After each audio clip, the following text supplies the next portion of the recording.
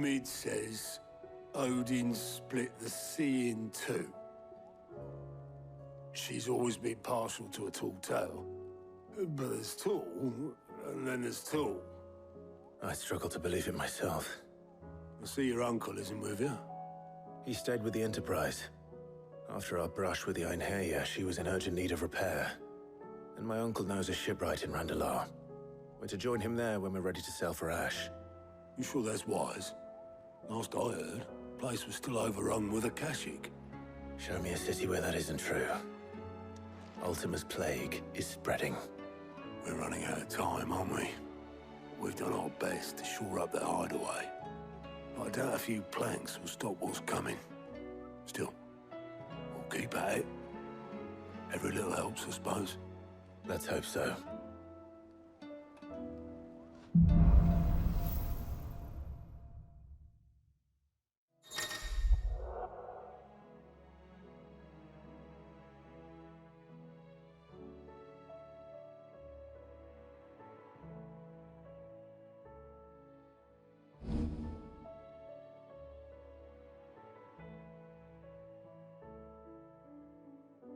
We should visit Joshua, assuming Talia will allow it.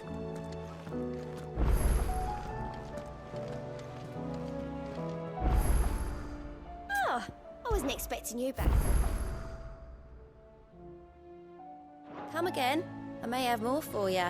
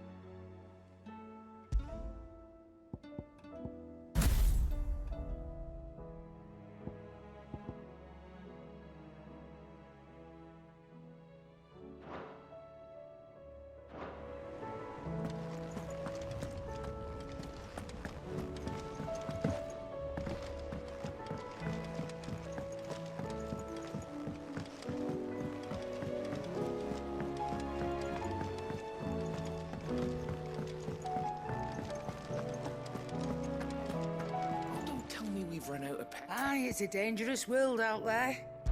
Best stock.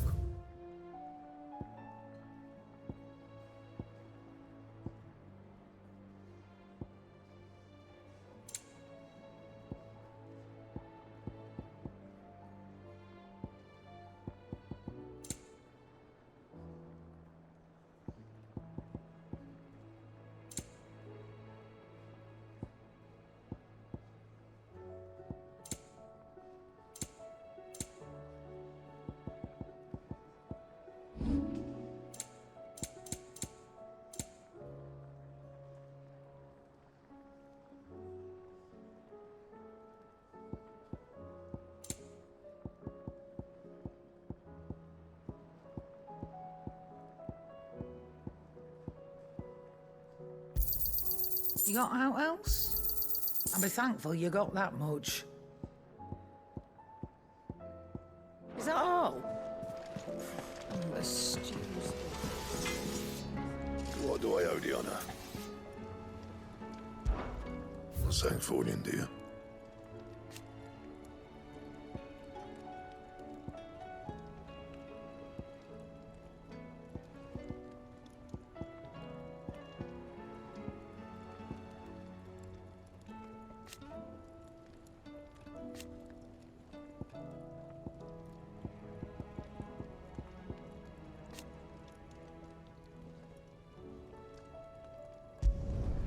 Not bad, if I do say so myself.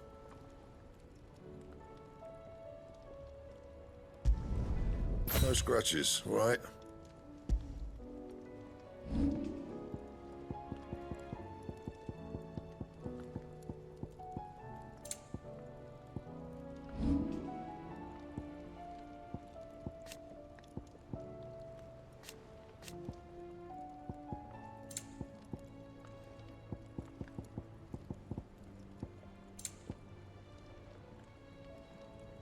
And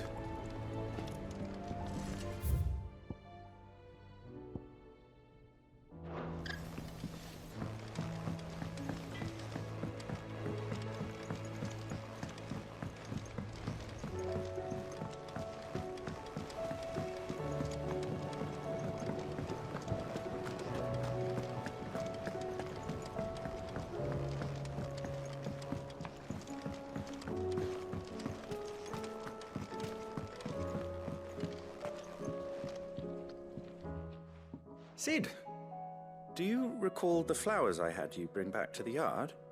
Vaguely. Is something wrong? I'm afraid so. I was able to get most of the Morganbeards to take root, but they rarely flower. I fear the soil here does not agree with them. However, I believe I have a solution. I can't wait to hear it. I'm going to marry the Morganbeards with Morbles. I know. But hear me out. Morbles are possessed of a highly choleric temperament. The fire which drives them appears to be maintained by an abundance of nutrient-rich ether drawn from their environs. I believe that by grafting a Morble vine to a Morganbeard, the appendage's wealth of vigor-inducing nutrients might well stimulate the flower to bloom. The endeavor, I assure you, is scientifically sound. I simply need a vine to prove the theory.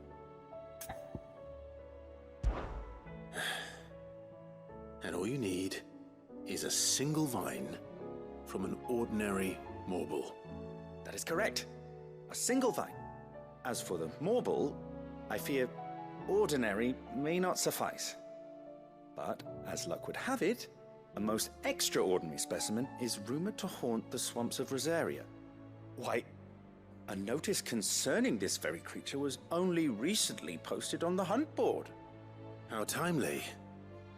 Well, I shan't keep you any longer. I know you have much to do, as do I. Now, where did I put my watering can?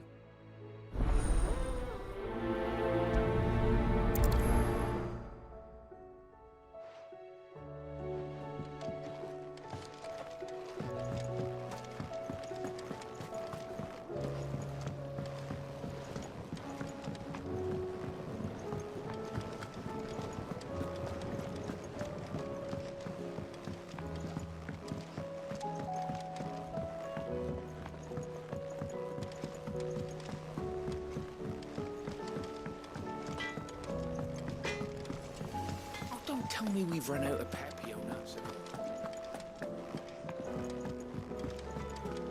Come back. Covered in nicks and lumps.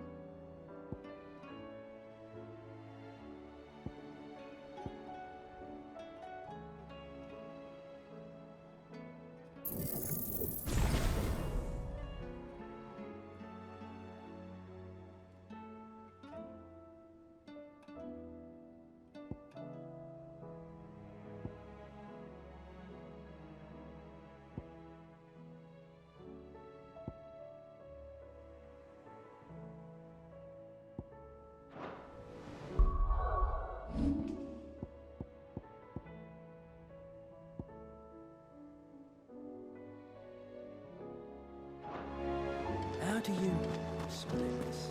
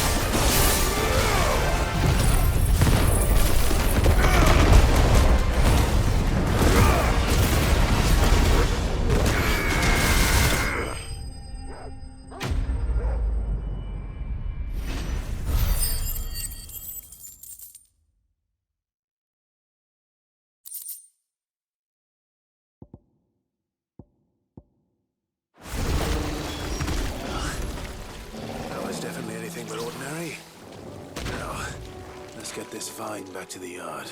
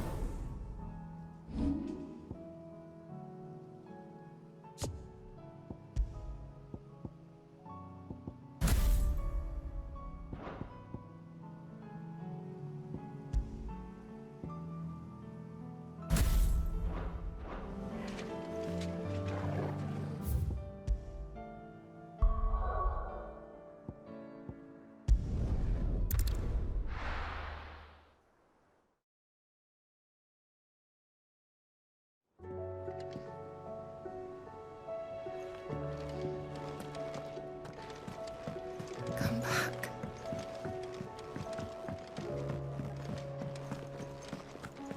Oh, don't tell me we've run out of Pepsi on us.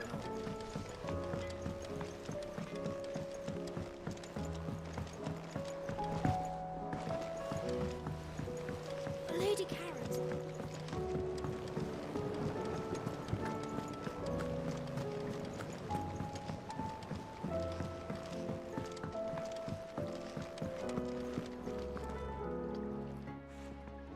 Sid, I can't help but notice that your satchel is twitching in a most violent manner.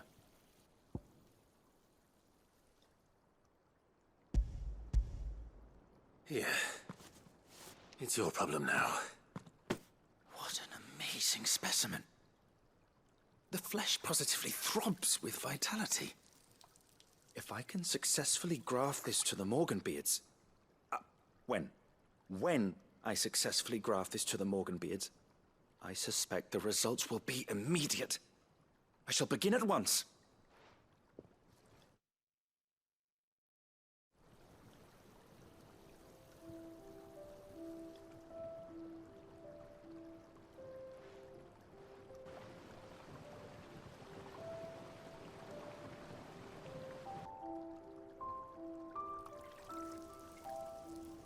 It is just as I hoped. Witness how the Morganbeards have taken to the blighted soil. How they bloom with heretofore unseen vigor. Why, I dare say such a vine graft would yield similar results when applied to other specimens as well.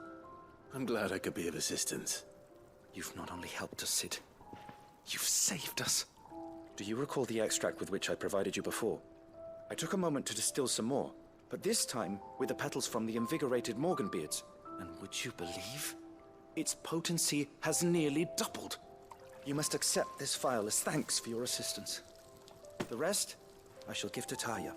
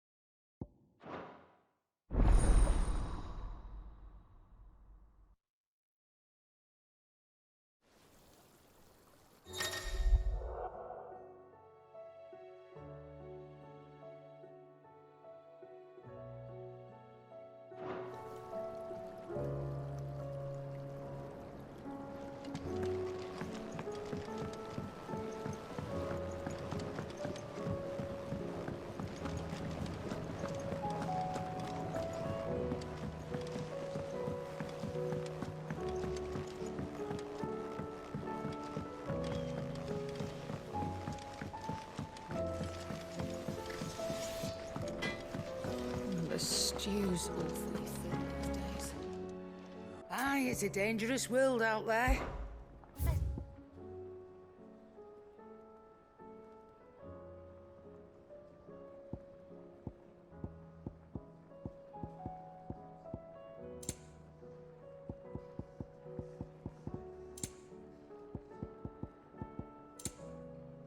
Is that all?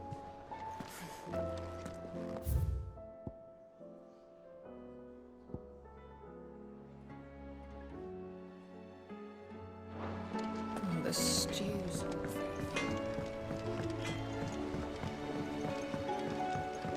Have you tried Molly's lemon tarts?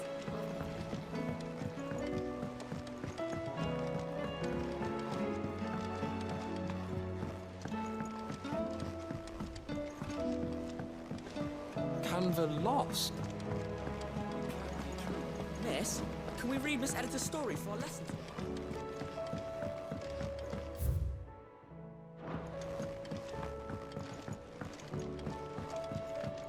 How was she? The Enterprise, I mean. Ah, Sid. Just the man I was hoping to see. Did you have a mo? Don't tell me. You need more bomb ash.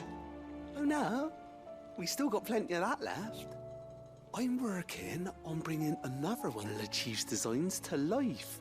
This time, it's a new smelter.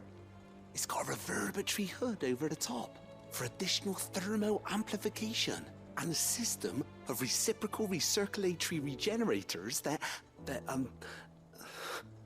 let's just say it gets very blimmin' hot. A heck of a lot hotter than anything Blackthorn's got in his forge, that's for certain. Only mithril engines get hotter, and you can't chuck ore in one of them and get metal out the other end. Trouble is, we won't be able to make it out of any old rubbish, neither. We need the good stuff. And I hear you once helped Helena get her hands on exactly that. Any chance you could help me too? If it's for the good of the hideaway, I'd be happy to. Oh, it is. I promise you. So, what exactly is this good stuff you need me to find? We've got a couple of examples here. Spherical echoes, we call them. More fallen materials. So this smelter is similar to the mithril engine in more ways than one. That's right. They're a bit like the thermal helms. Fallen ceramics deal with heat like nothing else, see? And what's more, they're directional, transferring heat from the inside to the outside. But these things, they're all outside. If we line the hood with them, they'll reflect the heat right back into the furnace. We've collected as many as we can, and I know where we can get the rest. Trouble is, they're all watched over by their bigger, uglier cousins. So you want me to visit some ruins, destroy some echoes, and bring back the spheres they're guarding? That's it in a nutshell, yeah. We're only 3 short, mind, and we know exactly where they are. There's one up Amber Way, in that ruin that they call Lost Plume, and another in the Silent South, over in Dalmekia. Last one is in the ruins of Advent, which is in the Empire. All right then. Wish me luck. It'll do. I'll be keeping all my fingers and toes crossed.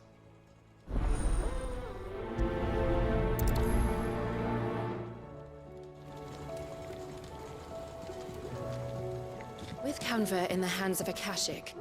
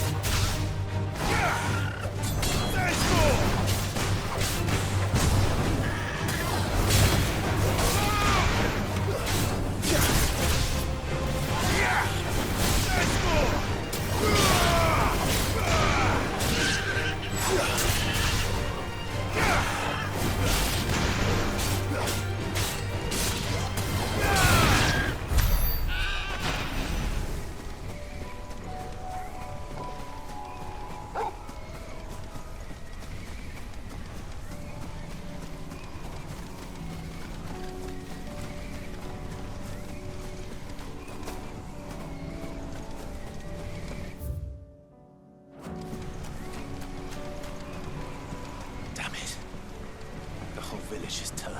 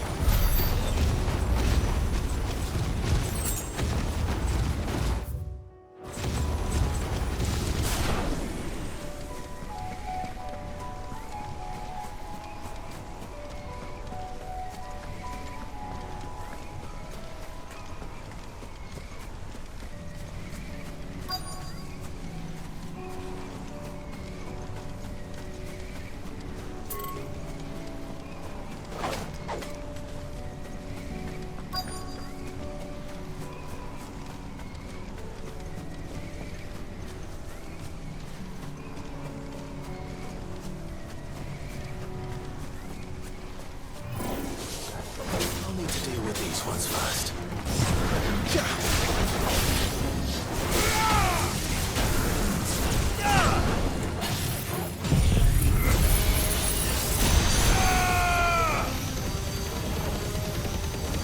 You're finished.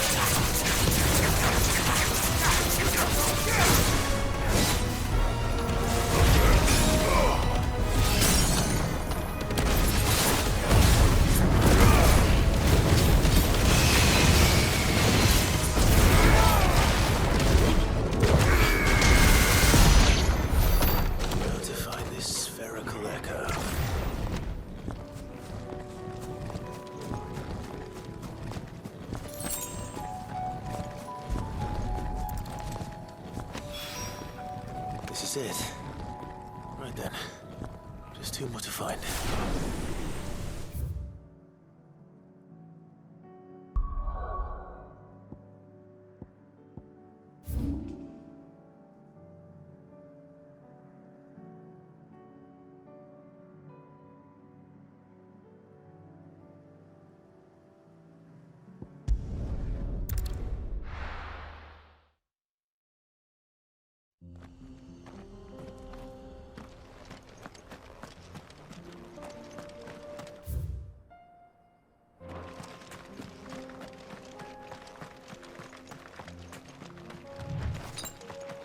That's better.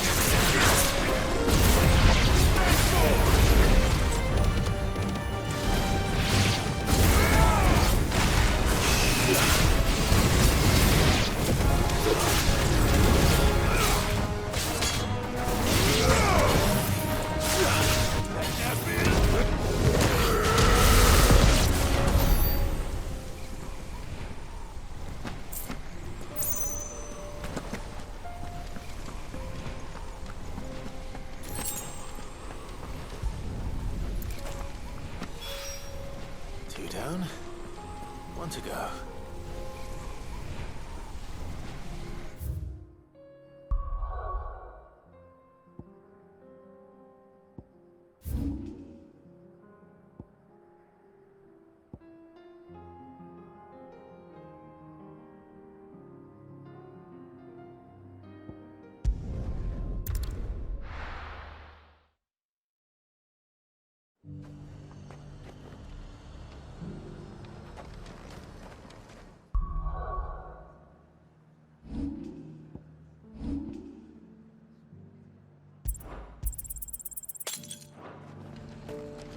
What can I do for you?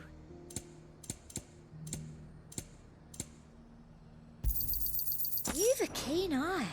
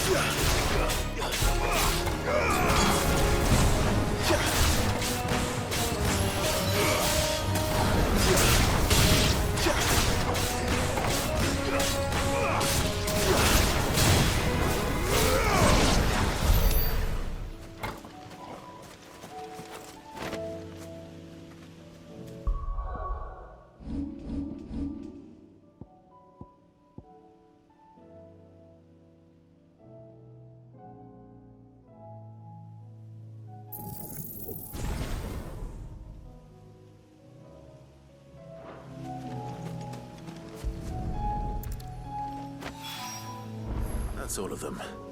Owain can uncross his toes now.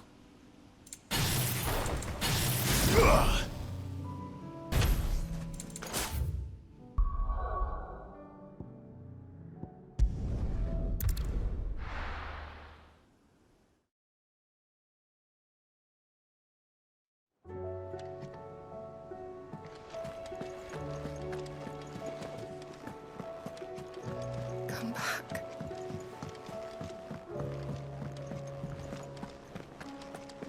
Oh, don't tell me we've run out of peppy.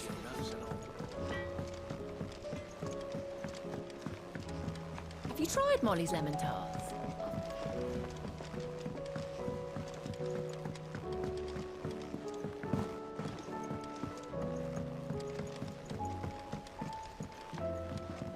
Canva lost.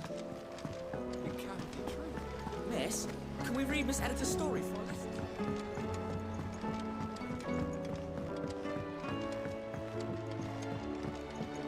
How was she? The Enterprise, I mean. Ah, Sid. Wasn't expecting you back so soon. So, is it good news or bad? Good, thankfully. Here. Ah, that's brilliant! Thanks a blimmin' million! I'll fit 'em to the smelter right away!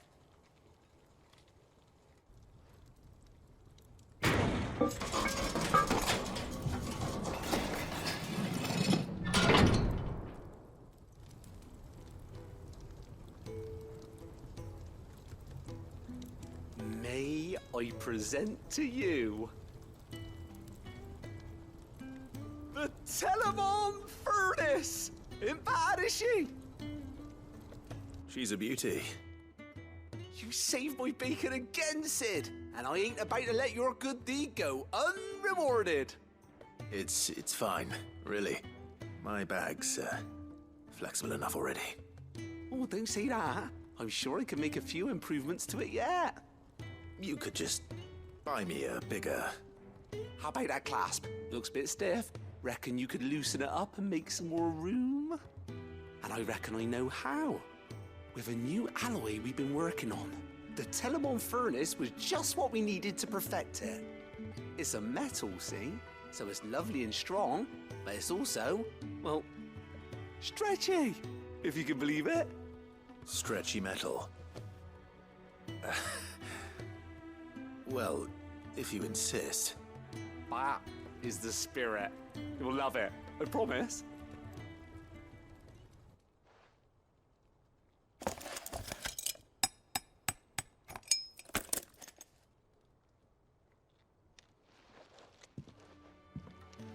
So, what do you reckon? It's actually quite ingenious. Thank you, Owain. Shh, don't mention it. You earned it. And I wanted to get some practice in using that metal anyway. Reckon we'll have all kinds of uses for it around the hideaway. Can't think of any right now, but that's our job, innit? Dreaming up new ways to make life easier around here. Maybe even out there, too. One day, the whole world's gonna know about the inventions you've helped us put together. That bag of yours will be the first of many. You mark my words. They'll hardly believe their eyes, I'm sure.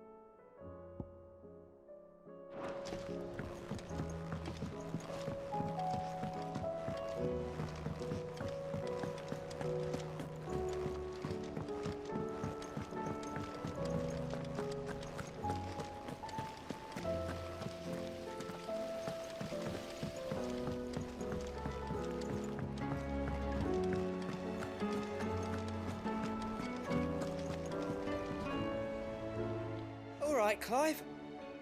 Blackthorn told me you helped him out again. Tough for that. Speaking of which, I'm actually a bit, Worried about him. And you want my advice? afraid so. It's a bit of a funny one, this, but I saved this posh knob while I was out on a mission, and he gave me this flashy ring to say thank you. So, obviously, I show it to Blackthorn, thinking he'll be impressed, only for him to go white as a sheet and quiet as a curl instead. Try as I might, I can't for the life of me work out what could have got him upset like that. And seeing as how Blackthorn opens up when you're around, I thought maybe... I'd speak to him again. Well, I suppose there's no point leaving him to stew. Cheers, Clive. I'll be sure to pay him a visit as soon as I have a moment. All right, I'll meet you by the forge then. You come along when you're ready.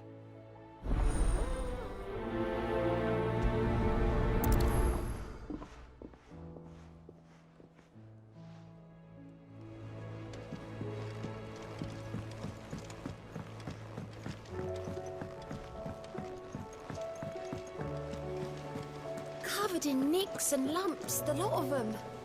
It's a wonder they can still walk.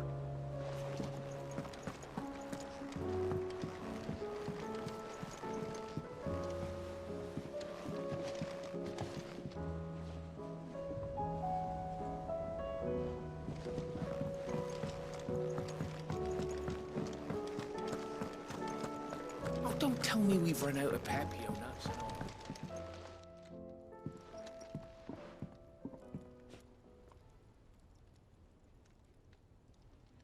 Bloody hell, Clive. Not this again. Oh, ain't you got better things to do with your time? That remains to be seen. August tells me he showed you a ring, and that the sight of it clearly upset you. Would you mind telling us why? Come on, mate. Bottling it up ain't gonna help no one. If it weren't the ring, and it was something I said, then I'm sorry. It was the ring, right? It brought back some unhappy memories, that's all. Memories better left forgotten. Memories of what? There are things we'd all rather leave behind, Blackthorn. But sometimes it helps to talk about them. And sometimes it doesn't. Is that so hard to understand? Don't be like that. Fine. If it'll get you off my back. That ring you flashed was the work of Zoltan. We apprenticed together, back in the day. You've never mentioned him before. Why would I? Ain't seen him in decades, and the last time I did, we almost came to blows. The ring brought it all back. I could tell it was one of his the moment I saw it. Bastard's improved, though. More than I thought possible. That thing's a work of art. So it was a nice ring. Worth a few gil, maybe. What's it matter to you? It matters because engraving metal's a nightmare, and I've got no bloody idea how he managed it. The fact is, I couldn't make anything even half that detailed. So what? You're an armorer, not a jeweler. I'm the Hideaway's master craftsman. I'm not stealing a living at some backwater village forge. My armor keeps you lot safe, and my swords keep you dangerous. As far as I'm concerned, every swing of my hammer's another blow struck in the name of our cause. So I put my heart and soul into my work. Because the curse breakers deserve better than second best. And I refuse to be shown up by the likes of Zoltan. Very well. Why don't we go and pay him a visit? Learn his secret. I doubt he'd be too happy to see me. Then just this once. Make peace with being second best. Swallow your pride, and focus all your energies on the task at hand. Keeping the curse breakers armed and armored. Provided you can do that, you'll hear no complaints from me. But if you can't, and it's going to distract you, we need to do something about it. What'd you say, Blackthorn? You know he's right. And it's not like you'll be going alone. All right. Magic. So, where do you reckon old what's-his-name is then? Zoltan, was it? In Dravozd, my old village. He won't have left. He's the chief. Dravozd, eh? That rings a bell. Not far from Tabor, right? Just north of the fields of Carava. Got that, Clive? Meet us at Dravos as soon as you can, yeah? And I'll make sure Blackthorn don't get cold feet. Good luck with that. I'll see you there.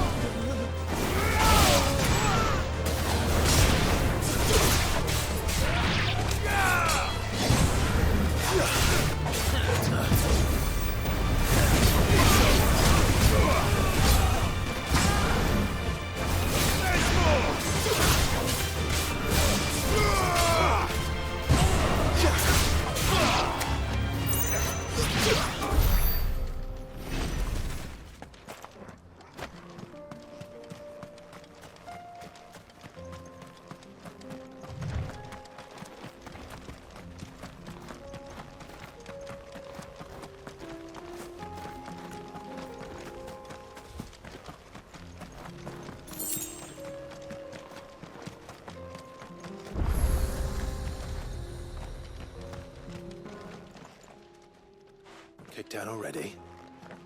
No. This charmer ain't letting anyone through. Why are the gates closed? Chief's orders. No one's allowed in without his say-so. Not that I'd have let you in anyway. You look like trouble. I suggest you go home. That's what I'm trying to do, you little prick. Ain't changed a bit, have you, Snotty? No. It isn't. Blackthorn. Long time no see, eh? What the hell are you doing here? Well, it was meant to be a surprise, but since you are so nicely, I'm here to see Zoltan, you fucking numbskull. Now let us through. All right. Just don't go starting anything with the chief. Yeah, I promise I won't throw the first punch. That good enough for you?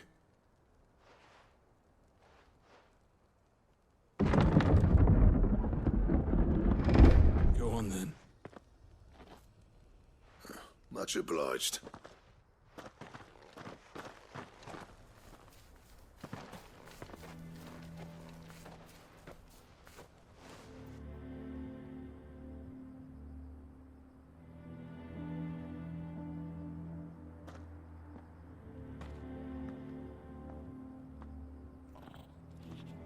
So this is Dravozd.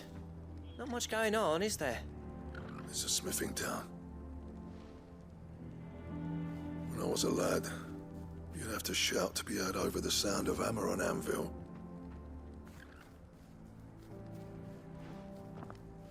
Clive, you're good with people. You speak to Sultan. Hey, you ain't backing out now, are you? There's a river of bad blood between me and the chief. But if someone can build me a bridge, then I'll cross it. All right. I'll see what I can do. I appreciate it. He'll be near the forge on the hill. It was our master's. He'd have inherited it when I left. The forge on the hill. Good luck. You'll be needing it.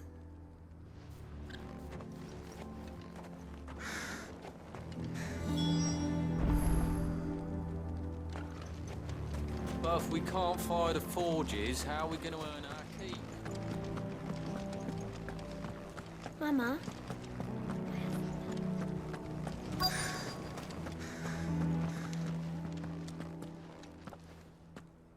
Hotter! Hotter, damn it! Those miserable flames wouldn't melt butter, let alone iron. Pardon the intrusion. I'm looking for the chief. That'd be me. It's a pleasure to meet you. I'll bet it is. Keep the gates closed, I tell him. Well done, Snotty. You're not welcome here. Get out. Before things turn nasty. Blackthorn's here. What did you say? He's traveled a long way to see you. Yes, has he? He's waiting. Down by the gates. Then I suggest you take him with you when you leave. Didn't you apprentice together? So what if we did? Fuck! We're getting nowhere. These bearers' flames are next to bloody useless. We're never going to be able to fire up the forges unless we can find some new crystals. I'm a busy man, as you can see, so do me a favor and piss off.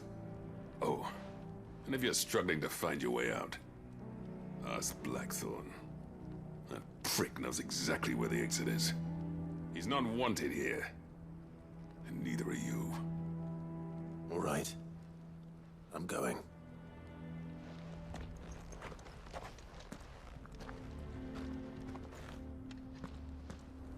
Please, Chief, you've got to do something.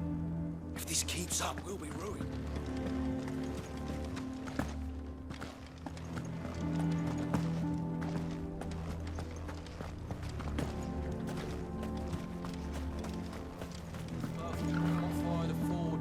Let me guess. Zoltan told you to piss off. As a personal favor to him, yes.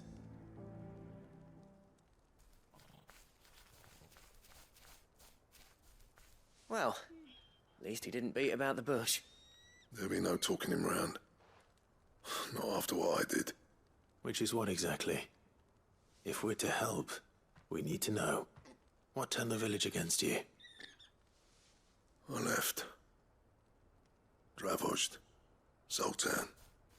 The burden of leadership our dying master dropped in our laps. All of it. There are two kinds of smiths in this world, you see. My kind, who are in it for the love of the craft, who labour on a single piece from dawn to dusk to get it just right. And the other kind, who are in it for different reasons. People like Zoltan, whose work is quick and cheap. The kind of smiths who shit out a few hundred blades, reap the profit, and divvy it out among themselves. There wasn't a single day we weren't at each other's throats. And bit by bit, people started taking sides. You would have torn Dravost in half had it gone on. So, I left. You didn't have to do that. Zoltan's a better chief than I would have been. His way of doing things kept food on people's tables. Dravost prospered without me and my lofty ideals getting in the road. Until the crystals run out at any rate. Without magic to fire the furnaces, this place is as good as dead. It depends on how you look at it, though. There's got to be other ways of making fire. We manage it in the Deadlands. Thanks to Sid's ingenuity, yeah. He saw all of this coming. Knew crystals were the problem, not the solution.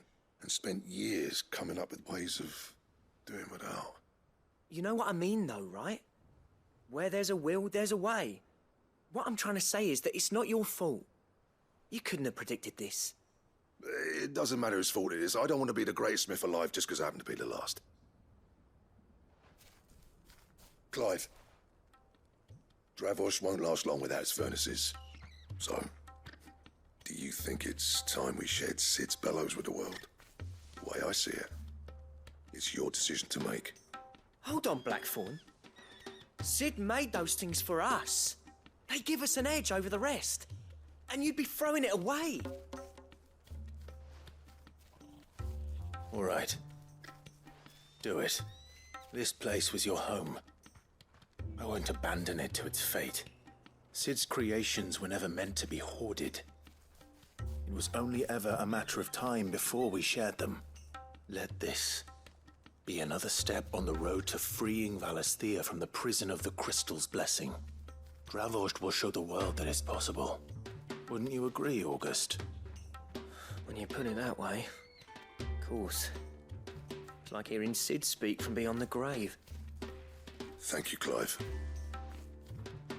Shall I go and fetch the plans, then? I know I'm off by heart. I'll be needing some help, though. Building a furnace isn't exactly a one-man job. Do us a favour and round up anyone strong enough to lug a brick or two, would you, August? All right, then. And I've got a job for you too, Clive. Finding me some salamander skin. I need leather for the bellows and nothing else will withstand the heat. Luckily for us, salamanders feed out in the fields of Carava. Time for a spot of hunting, then.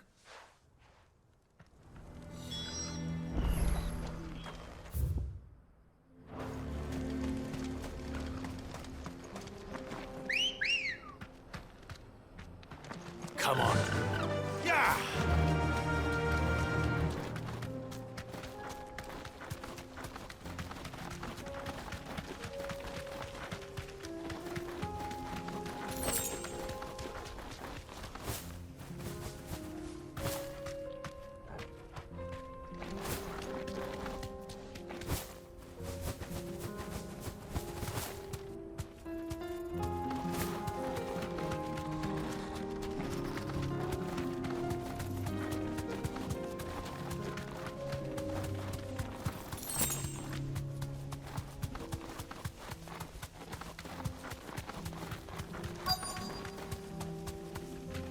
Be safe.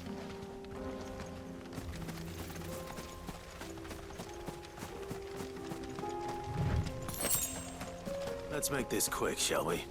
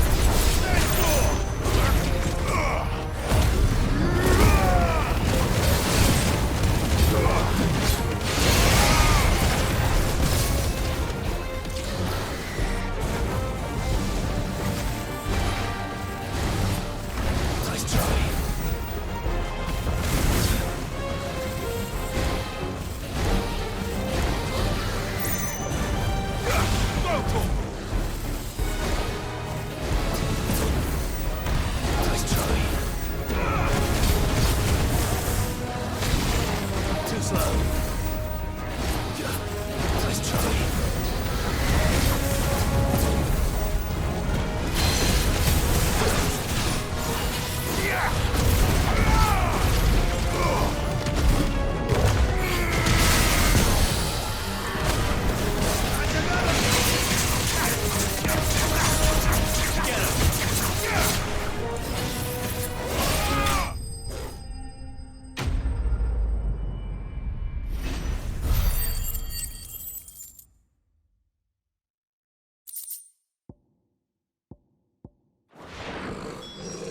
say that would be enough for a decent set of bellows.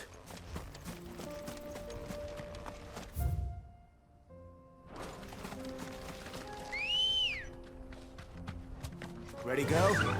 Run like the wind.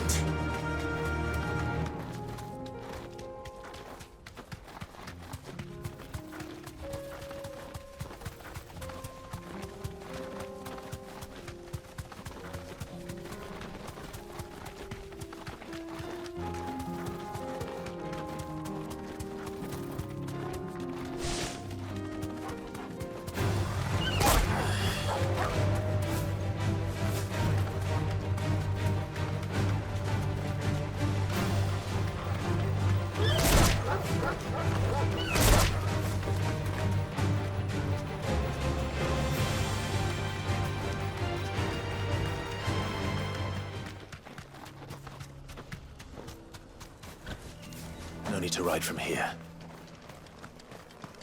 What's this all about then? So, any trouble finding the skin?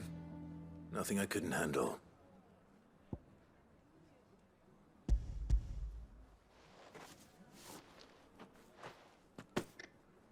There should be plenty. Right then, time to put these louds to work. If everyone pulls their weight, we'll be finished in no time.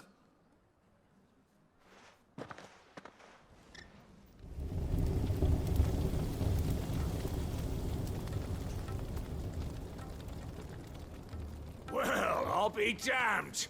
I honestly didn't think it'd work. But it's hot enough, all right. And without a single crystal in sight.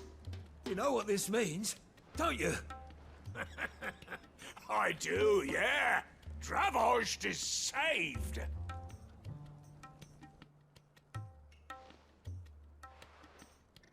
Sorry about earlier.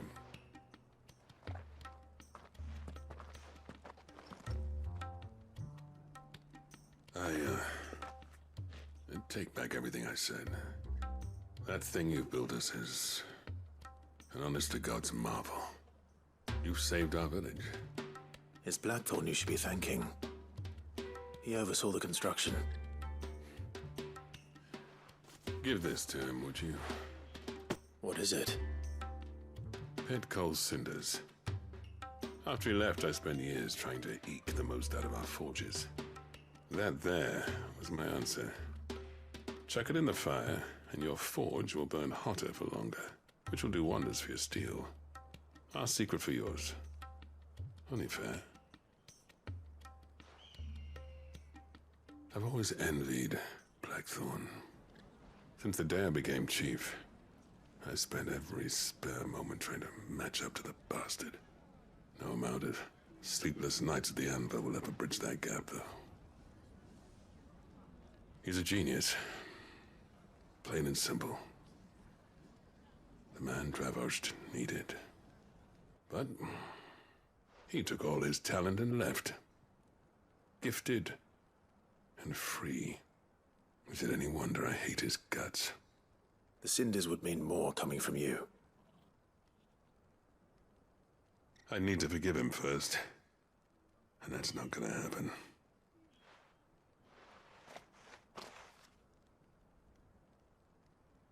Well, you know what they say. Oriflamme weren't built in a day and all that. These things take time. Especially when they involve two geezers who hold grudges tighter than their hammers. But what matters is, Blackthorn's got that twinkle back in his eye. And I'd call that a job well done. So would I. I reckon he's going to be at it a while yet, though, so why don't you head off without us? I'll see that the old git gets home safe and sound. See that you both do. I'll save the cinders till then. All right. It'll be a nice little surprise for him.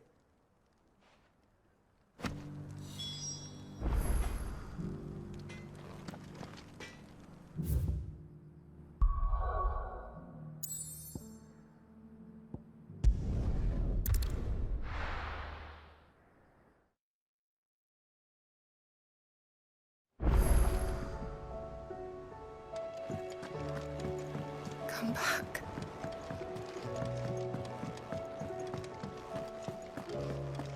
Oh, don't tell me we've run out of papier. Gentlemen, I see you both made it home in one piece. Yeah, well, we didn't want to outstay our welcome. The whole village turned out for a go on the bellows after you left.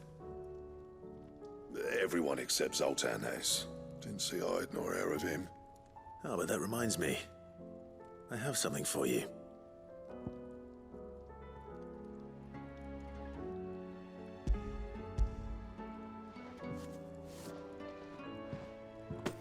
Pico Cinder. How'd you come by this?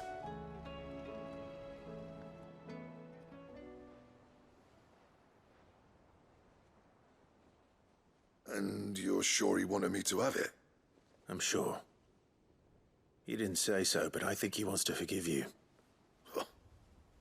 Imagine that. Yeah. You know I could never leave this place, don't you? Every time you put on mail, you and the curse breakers are trusting me with your lives. There's no greater honor for a smith than that. I'm not about to go crawling back to Zoltan for forgiveness, but I will make good use of his cinder. And if that helps save even a single life, then he'll have my gratitude. What was it you said he called me? Huh? A genius? And he spent sleepless night trying to copy me, did he? Sounds like I better get to work. I've got a reputation to uphold. It's good to see you back on form, Blackthorn. I don't know how you pair put up with me sometimes, but I'm grateful all the same. Now, where was I? Oh yeah, about to put Zoltan back in his place.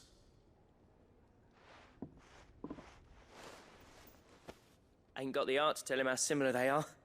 Stubborn bastards. A little healthy competition should be good for him. You're not wrong. Still, it's a shame him and Zoltan couldn't let bygones be bygones.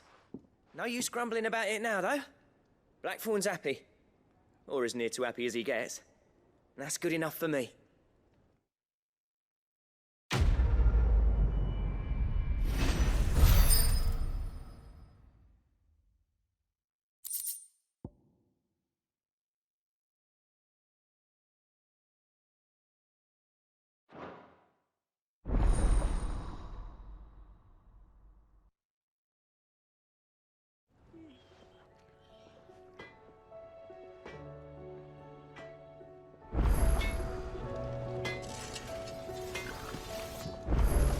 Trouble with your gear, or something for you, dear?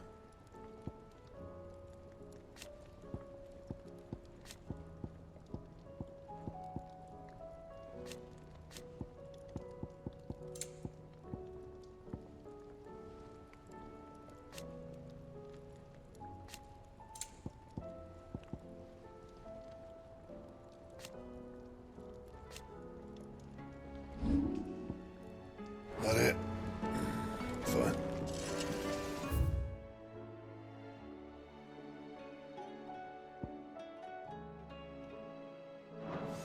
The stew we've run out of pepper.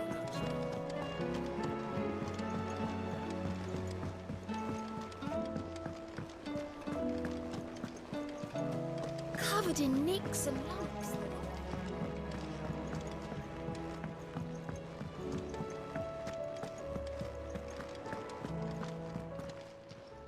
Welcome to the Patron's Whisper. Come to claim your just desserts? Here you are.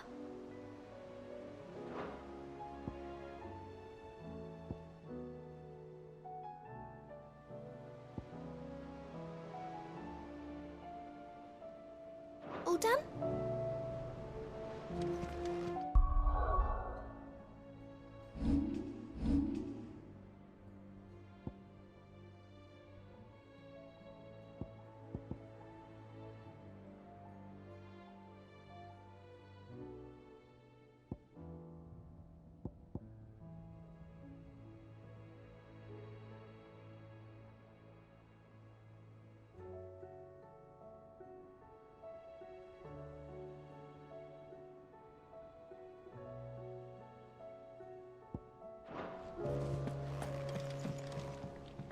Heard the bad news then, did you? What bad news? About Dravost. Blackthorn's old haunt. With the forge and all that. Well, anyway, the mine's just down the road from there are spewing at Aoife like no one's business. And the village? Safe from the flood for now, but they've got other problems. Akashic. Every creature in the area's either turned, or on the way to turning, apparently. Zoltan and the others are living on borrowed time. They need help, and quick. Doris sent a few curse breakers to keep an eye on things, but there's only so much a couple of scouts can do. Except get eaten. If something ain't done soon, the whole place will be overrun.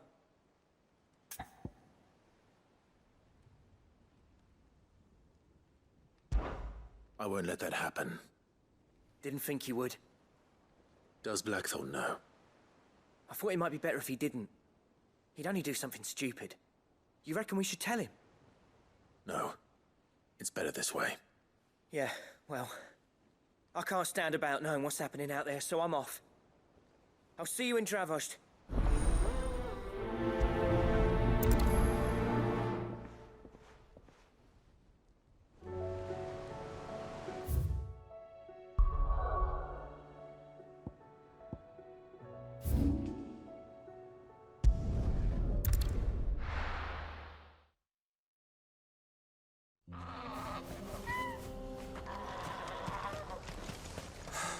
So Dravost is still standing. For now, at least. If you can swing a hammer.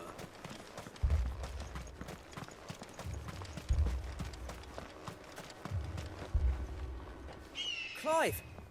You're here! And the Akashic? Mostly off to the north still. But I spoke to Doris's scouts and it turns out things are worse than I thought. There's swarms of them out there. Told old Snotty to be ready to seal the north gate. That should buy us some time if we need it. Enough for the villagers to barricade themselves inside their homes, at least. Well done. Welcome back, Sid. I'd never have guessed, you know. Not if August hadn't let slip. Who'd have thought that the savior of Dravost would turn out to be the realm's most infamous outlaw? Keen to help us out again? I am. Thought you could sneak off without me, did ya? Blackthorn. Oh, what are you doing here? One of the scouts couldn't keep his voice down. Unlike my best mate who didn't think I deserved to know. Zoltan, how long's it been? Long enough for us two to turn into a pair of old codgers, I see. That your idea of an apology? Prick. Don't listen to him. You only did what you thought was best. For the village and that. I did, yeah. But that ain't the whole of it. Vulcan, our master, didn't leave the chiefdom to the two of us. He left it to me, the best blacksmith in Dravost, barring himself, of course. Bloody stupid tradition, in my opinion. If someone's got talent, you should let them practice their craft, not ask them to settle petty feuds and barter for grain. Our master wasted half his life that way. I wasn't about to let that happen to me. So you wasted half of mine instead? You're what Dravost needed. Under me and my precious ideals, this place wouldn't have lasted a year. So I left to devote myself to the work and spare you lot the consequences. I may be a selfish prick, but I only did what I felt I had to. What you had to do was your duty! Even if it meant we all starved? Enough. This is no time for bickering. You can finish beating each other up once Dravost is safe. Fine. I've said my piece anyway. Yeah, so have I. Sorry, Clive. I shouldn't have stuck my nose in. We're short enough on time as it is. Still, give us a mo, would you? I need to get my head straight before any of them Akashic try to bite it off.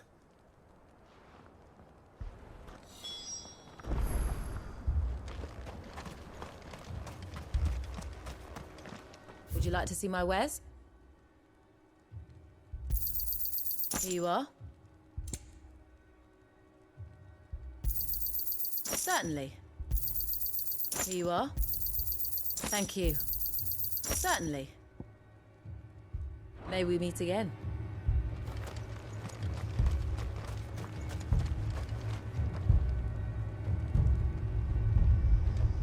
You, ready for the off then? We can't afford to waste any more time. Right you are. Might be worth having one last word with the scouts, though. Don't want any nasty surprises, do we? Oh, and Blackthorn, you and Zoltan might be better off staying inside the... Akashic on the move. How close are they? Within sight of the walls, and there are more coming up from the mines. What was I saying about nasty surprises? They'll wash right over us if we stay out in the open. We're pulling back behind the gates. Good idea. Get yourselves inside, but keep your weapons handy. Understood.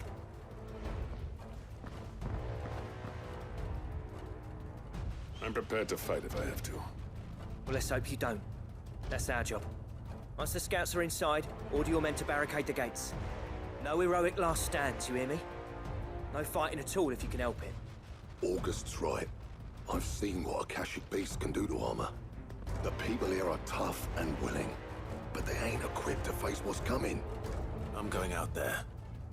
Start work on the gate as soon as I've left. I'll give you as much time as I can. And if they kill you? You evacuate. But it won't come to that. I promise. You'd better be right. Take good care of Dravoj till I get back. Leave it to me. And give those things what for, yeah?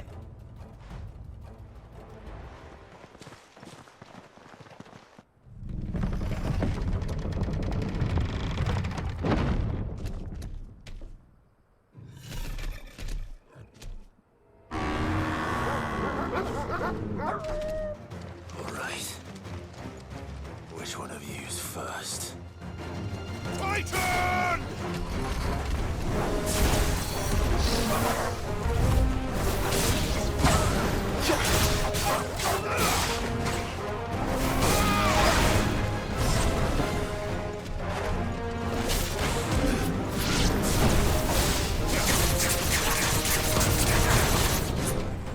Over here!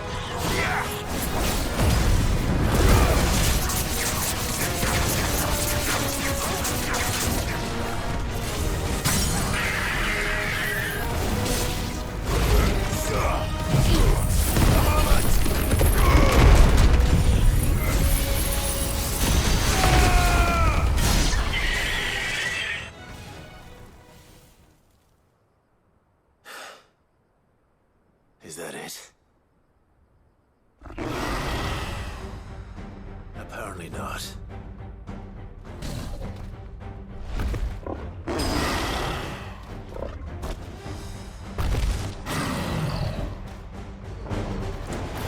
Not getting past me.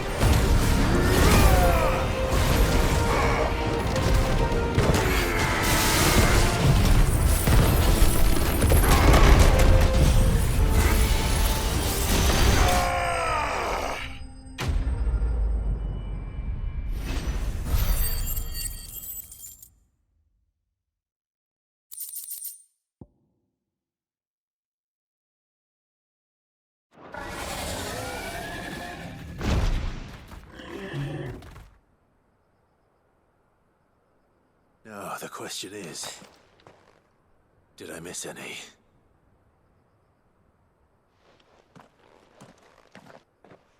Man alive! You still in one piece! I slew as many as I could. As many as I could, he says. The old bleeding lot, more like it. Well, almost. Only almost. Yeah, one or two did try to sneak over the wall. But we got the bastards, don't you worry. Good. Though you do know, more will come in time. In time, yeah. But we can think about them later. Let's get you back inside.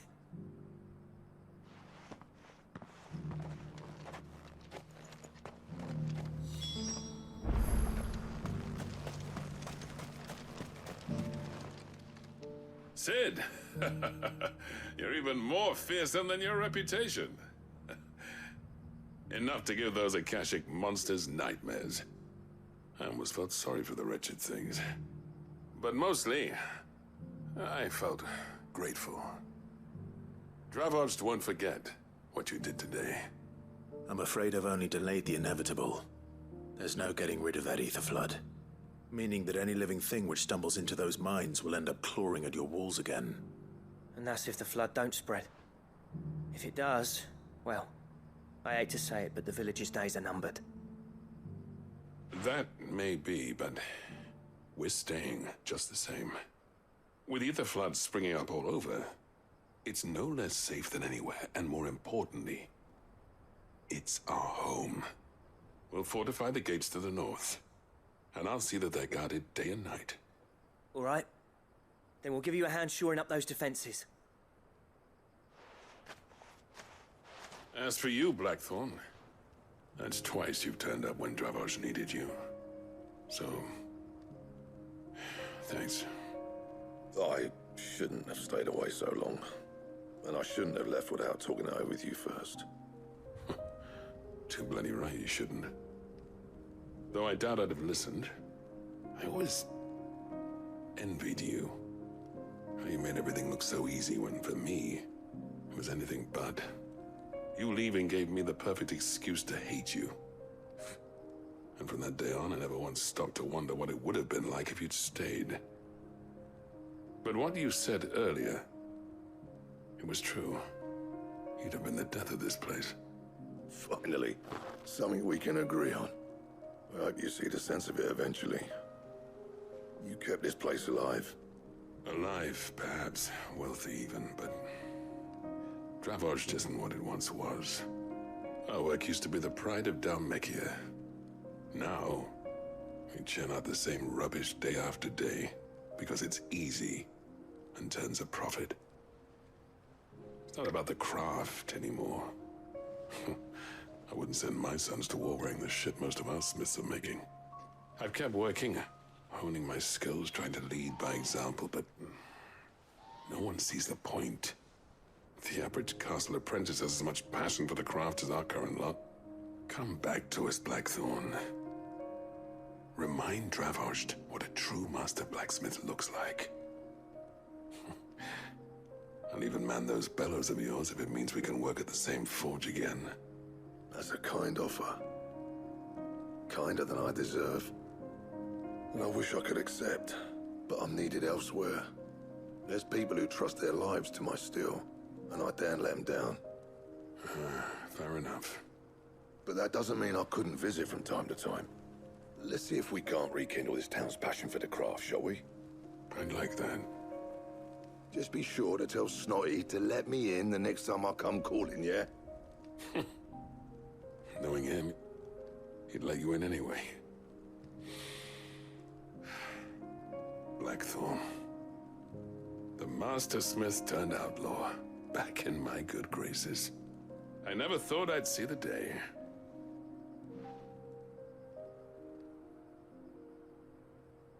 I'd say that went pretty well, wouldn't you? Even better than I'd hoped. Sid, I've got something for you.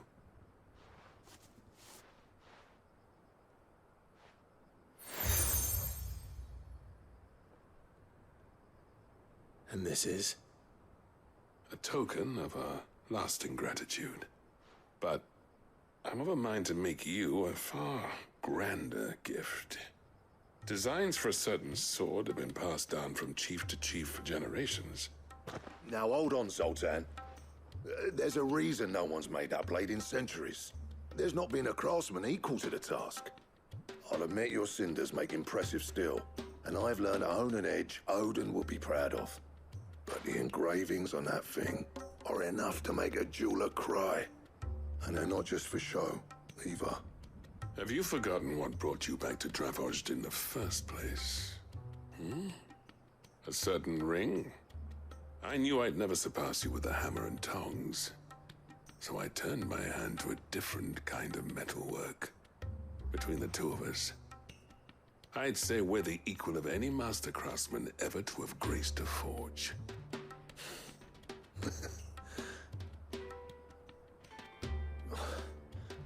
You know what? I think you might be right. Clive, you wouldn't mind if Zoltan came back to the Hideaway, would you? He's more than welcome. As long as he can keep our secret. Right. Sultan, get your tools. We've got a legend to forge.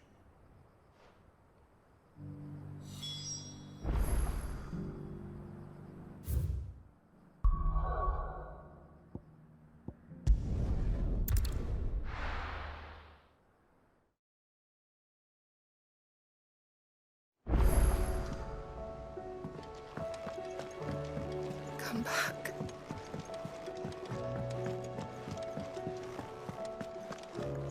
Oh, don't tell me we've run out of Papillons.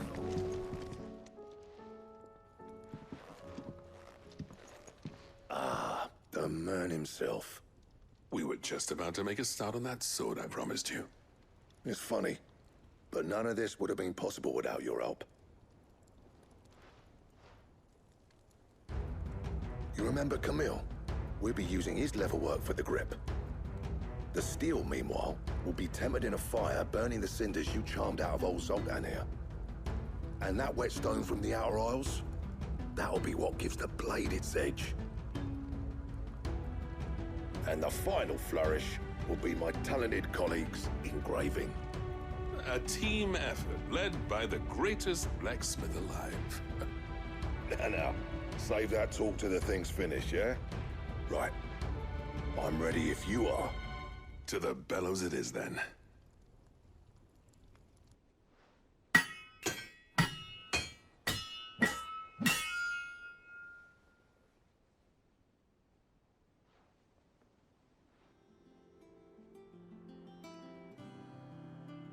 Well, bugger me.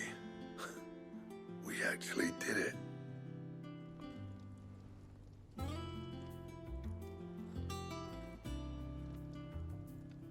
The sword to end all swords. Ragnarok. It's quite something. I trust you'll take good care of it. Thank you. Both of you. So, does this make you pair the greatest craftsmen alive, then? This? Nah. This was just following the footsteps of the greats of old. It'll take more than that to earn us our place in history. But we're up for the challenge. Here. A list of materials. Zoltan and I got talking on the long road back from Dravost. We reckon with those items there, we could craft something even better than the Ragnarok. Something worthy of a legendary outlaw like yourself. That's a weapon I'd like to see. You leave this list with me. I was hoping you'd say that. One legend at a time, eh, lads? Before you start on the next, who fancies raising a cup to friendship reforged? Good idea. No more drinking to forget my past. It's about time I had something to celebrate. Then tap the kegs! Vulcan's boys are on their way!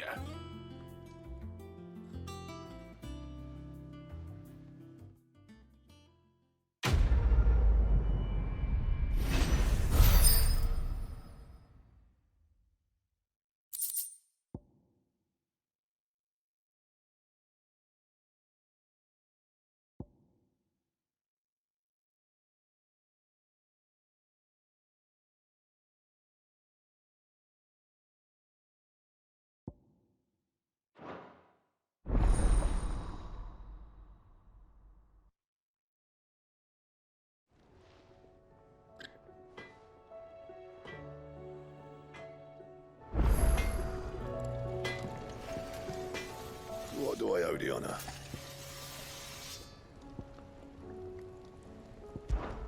So, will it be?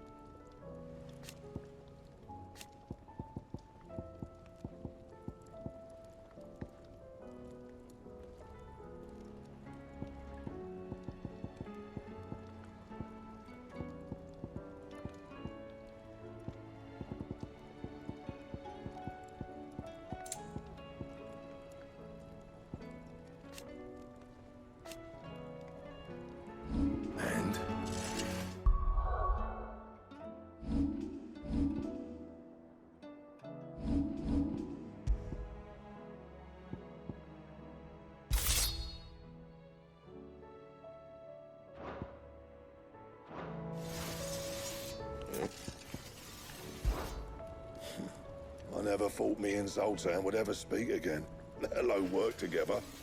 And if it hadn't been for you, we wouldn't.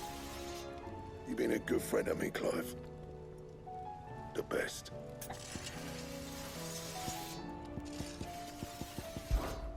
What do you want? Anything else? Oh, don't tell me we've run out of Papio nuts and all.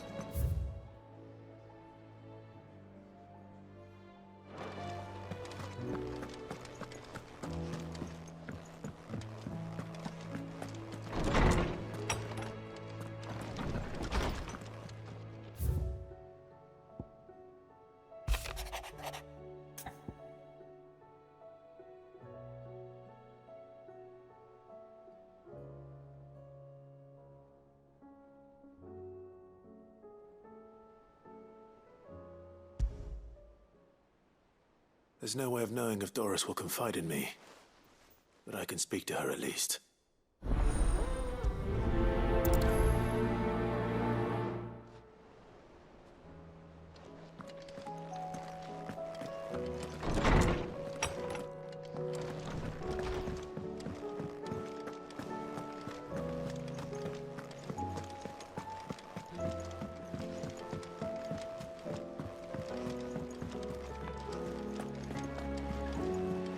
Covered in nicks and lumps.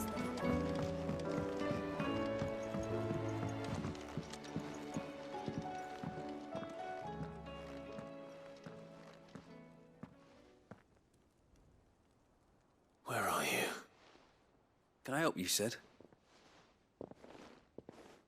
I'm looking for Doris. Is she here? I'm afraid not. She's at Martha's Rest on a job. My job, actually. When she heard what the mission was, she insisted on going herself. Alone. Did she? What was the mission? Following up on some new information. Once they'd settled in, the bearers you helped liberate in the Dragon's Eyrie were keen to talk about their imprisonment. And about their captor. The slaver Cole's team were tracking when they were attacked by the Beastmen. I'll go and find her. She's at Martha's Rest, you say? If she's not moved on already, yes. I hope everything's all right. Why would Doris insist on going alone? Maybe Cole was right to be worried. How do you split the sea?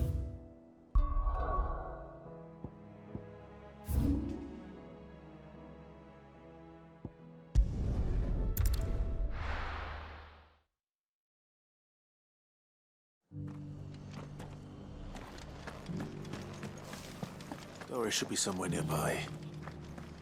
Assuming she's still here.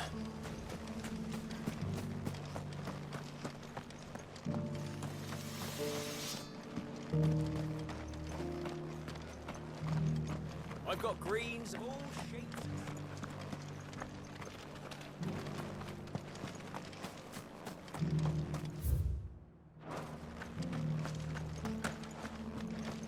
It doesn't still hurt, does it? It's been a pleasure, Doris. Just like old times. I'll give your offer some thought, my lady. How goes the investigation? Sid, what brings you to Martha's Rest? You. I heard you were out here on your own, tracking our slaver. I trust you're being careful. Of course. And it had to be me. The bearers from the Dragon's Eyrie confirmed a long-held suspicion of mine that the slaver we've been tracking is an old acquaintance. She's no fool. If we'd come in force, she would have spotted us straight away, and then vanished without a trace. That was her just now, wasn't it? So, was it a fruitful reunion? I'd say so. She tried to recruit me. Seems her time in Rosaria is coming to an end. She's abducted bearers from across the region and is looking to smuggle them back into Sambrek. After her brush with those beastmen on the road to Northreach, she hired herself an Imperial escort, which she wants me to join. She's dangerous, Sid, but I think I can stop her. Then I'm going with you. I'll take care of the escort. You can see the bearers to safety. Where are they? The Baum archers, soon to break camp. You go on ahead. I'll follow once I've sent word back to the hideaway.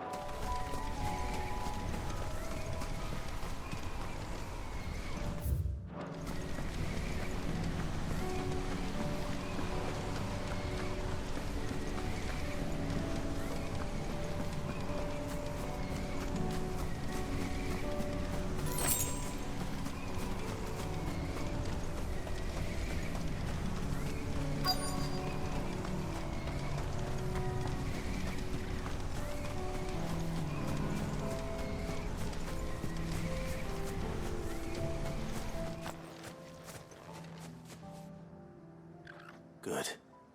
They haven't broken camp yet. How did Doris come to know a slaver, I wonder?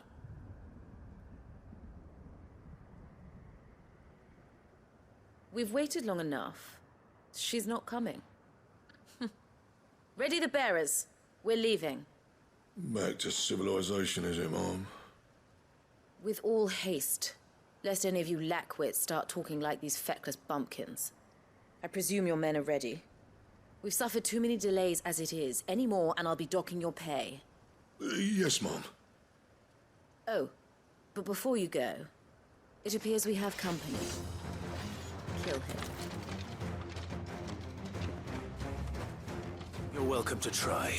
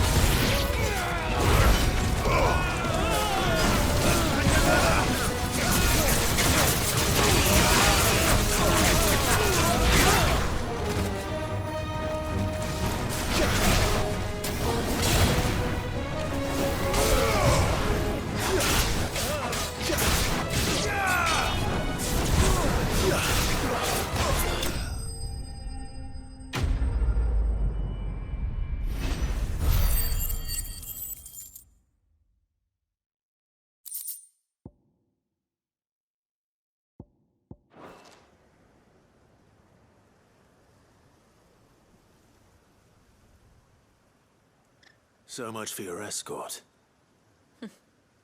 You'll forgive me for not avenging my men. I'm not the swordswoman I used to be. I surrender. Do with me as you wish, Sid the Outlaw. Sid! Ah, Doris. I take it you're not here to rescue me from our brooding renegade? You know, I always wondered where you'd vanished to. But casting your lot with this criminal of all people...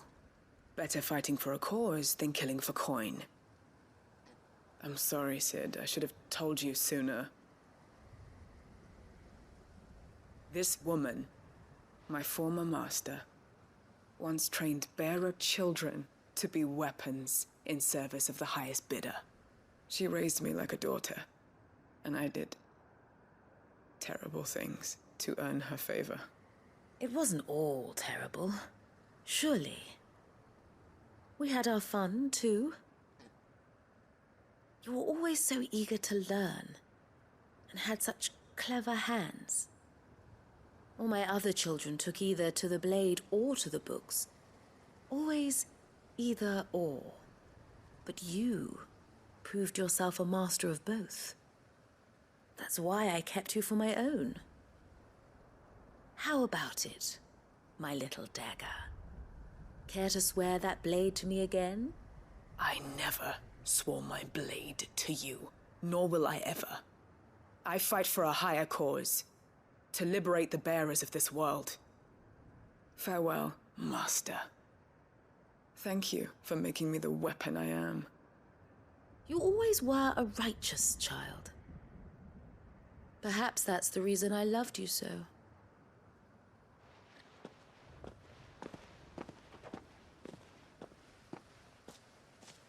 What do you want to do with her? I am not the killer she wanted me to be. Not anymore. And she no longer has friends in high places. The Dame does, though. Her connections at the Imperial Court will see that justice is done. All right. If you're certain. I am. And thank you for everything. Now, I better let these bearers know that they're safe.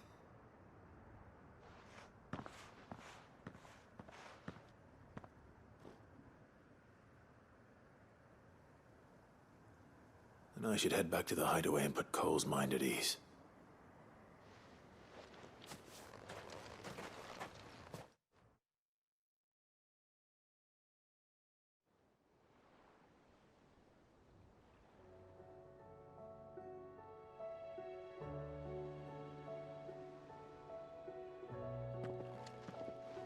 Welcome back, Sid. Doris's message just arrived. I hear you saved more bearers from being smuggled across the border. With any luck, they'll be joining us in the hideaway shortly. Oh, and your letter. You don't need to worry about Doris anymore. I'd been hoping as much. She mentioned one or two things in her report. So the slaver we'd been chasing all these months was her former master. Wish I'd known. She's been arrested, by the way, over in Sandbreak. Went quietly, or so we're told. And she won't be getting off lightly. The Empire may have no love for bearers, but it's none too fond of black market traders either. Can't have been easy for Doris. I'm sure it wasn't. But don't worry. She'll be all right. I hope so. Suppose you should know, eh? You had quite the past yourself before you came here, or so I understand. Anyway, thanks again, Sid. The Cursebreakers would be lost without Doris. And you, of course. Keep up the good work, Cole.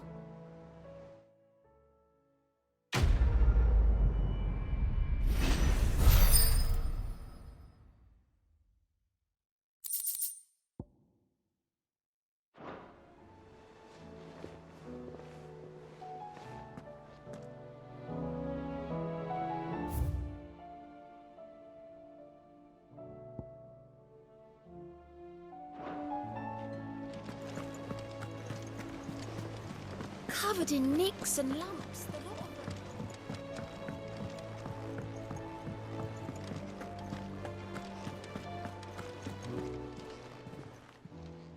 Fancy a look at the list, do you? Quick look.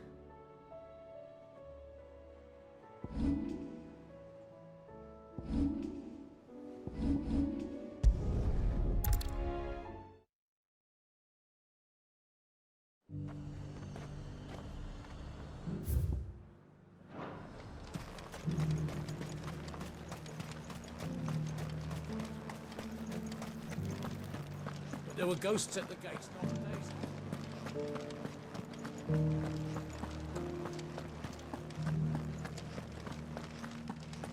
Those things I said before.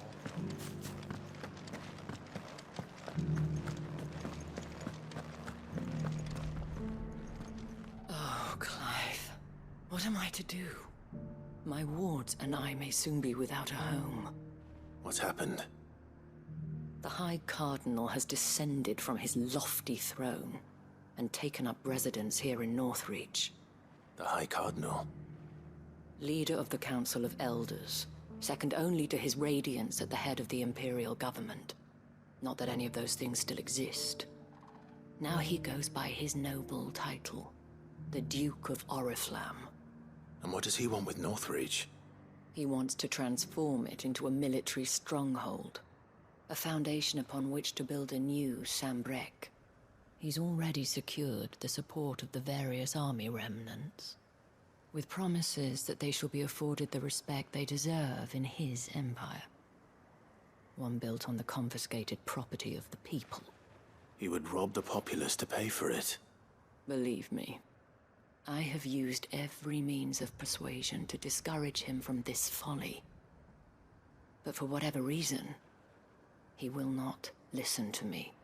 What does Captain Philippe make of this? When the town was under attack, it was him the soldiers rallied around. Couldn't he use that influence again? How? By speaking out against one of the most powerful men in Sambrec. A man whose stated aim is to revive the empire Philippe's comrades swore to serve, and to improve the soldiers' lot within it. The captain can offer them a regular supply of gruel, and an occasional trip to the Vale to help them forget the terrors they face each day. The Duke offers them a vision of strength and safety. No.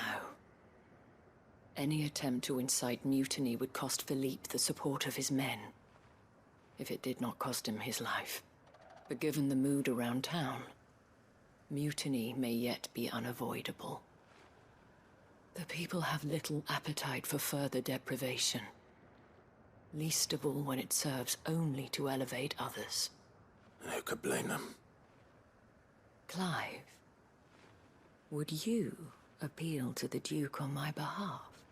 For your services to Northreach, you have the respect of the soldiers, and they will take you to His Eminence if you ask them. And unlike Philippe, no bonds of loyalty prevent you from speaking your mind to the man. Well, will you try? You could hardly fare any worse than I did. I'll see what I can do. Thank you, Clive. Tell me then, where will I find this Duke of Oriflamme? In the garrison? Overseeing the troops, yes. All right. Wish me luck.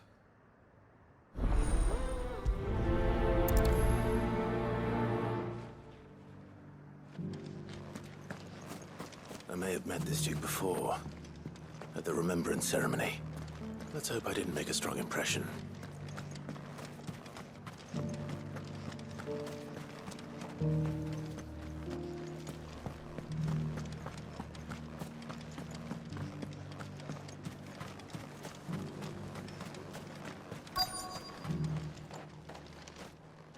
Halt! Oh, sorry about that. You're the dame's man, aren't you? You got some business with the captain? No, actually. With the Duke. I was hoping I might be able to speak with him. We're under orders not to let any civilians pass. But you should be all right. His Eminence has heard all about you and your heroics. Wait here. I'll go and ask.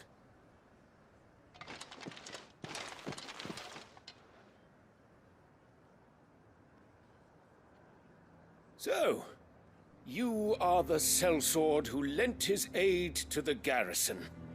The Empire owes you a debt, and I shall see it repaid. But tell me, is it wealth that you seek, or favor? Neither, Your Eminence.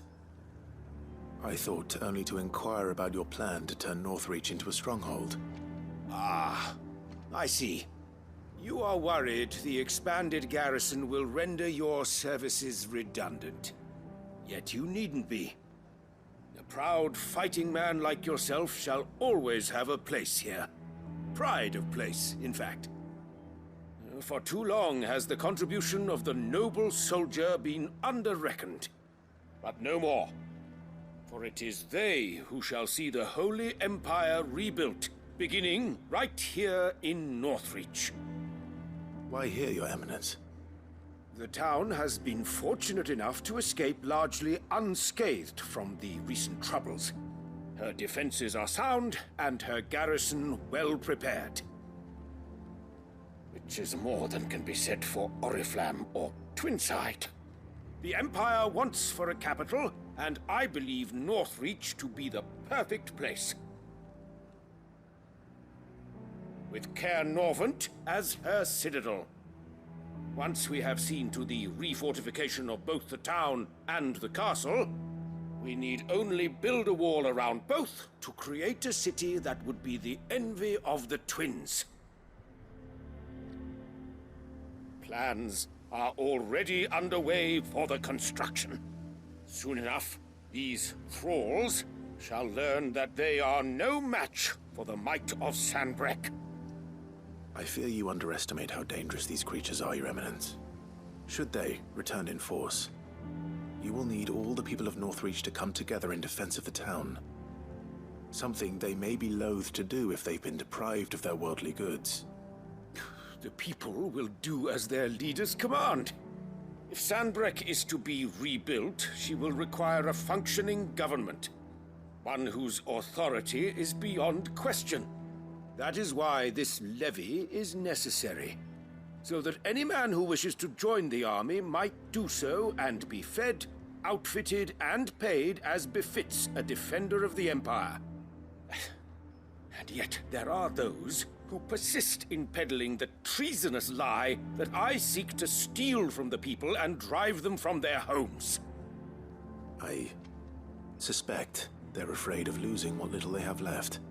Precisely.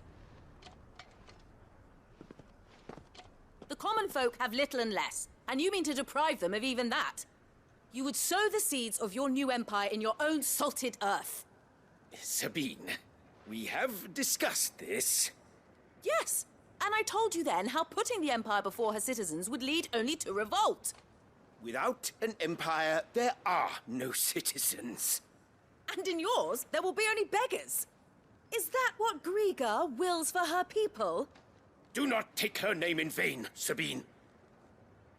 I'll come back later. A citizens' revolt. I wonder what the people really think of the Duke's plan. It wouldn't hurt to ask them, I suppose. Let's begin with those on the other side of the wall. Sabine, you are embarrassed. As long as you remain.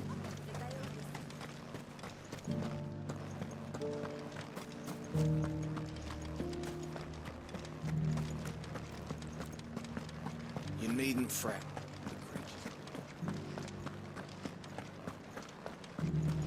There were ghosts at the gates not days ago. All right there. What is it you're after, sir? Just your opinion, actually. I wondered what you thought of the Duke of Oriflamme. Oh, him. Not much. None of us traders do. It's thanks to nobles like him that we had to set up shop this side of the wall in the first place. Couldn't have the rabble getting any closer to the holy capital, could they?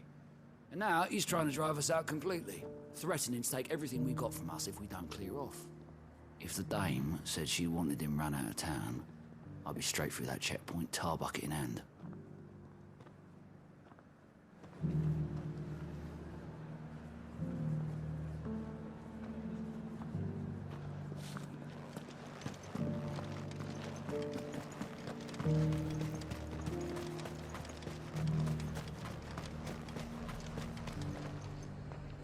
I've been hearing a lot of talk about a certain duke.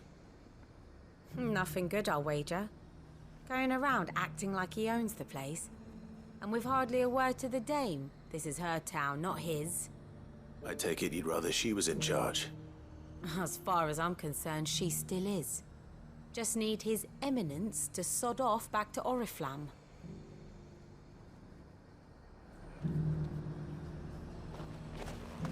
Why?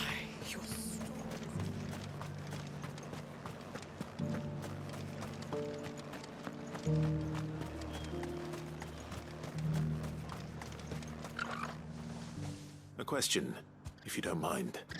What do you think of the Duke of Oriflamme? Don't get me started. You build a life for yourself somewhere, only for some noble to turn up and tell you you've got to hand it all over to him. If he thinks his name and his chains give him the right to empty our purses, he's in for a rude awakening. We'll do whatever it takes to keep what's ours. Whatever it takes. Well, the people seem united enough. What about the soldiers? I heard the dame got an icon to rid the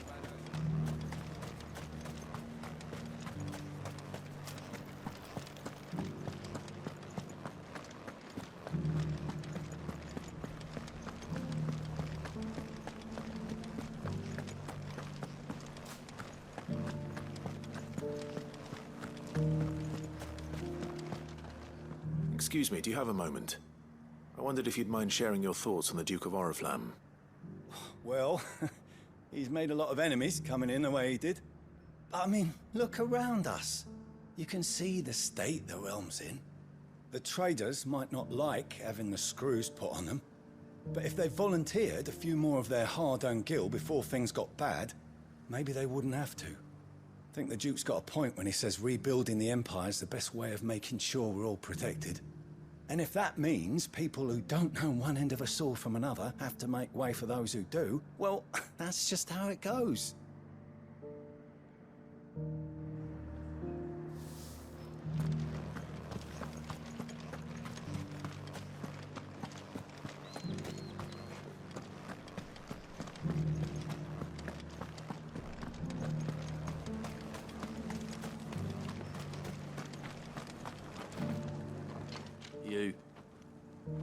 You're the one who was talking to His Eminence. On the dame's behalf, yes. I was trying to persuade him not to take the people's goodwill for granted, but it seems my words fell on deaf ears. What do you think of his plans? I'm a soldier, mate. He tells me what to do, not the other way round. Listen, I've got nothing but respect for the dame, but I've got a family to look after. That's where my loyalties lie, not with the town or the Empire, but with my wife and children. If the Duke can get us the men and the equipment we need to fight off those blue-skinned bastards, I don't care how he does it.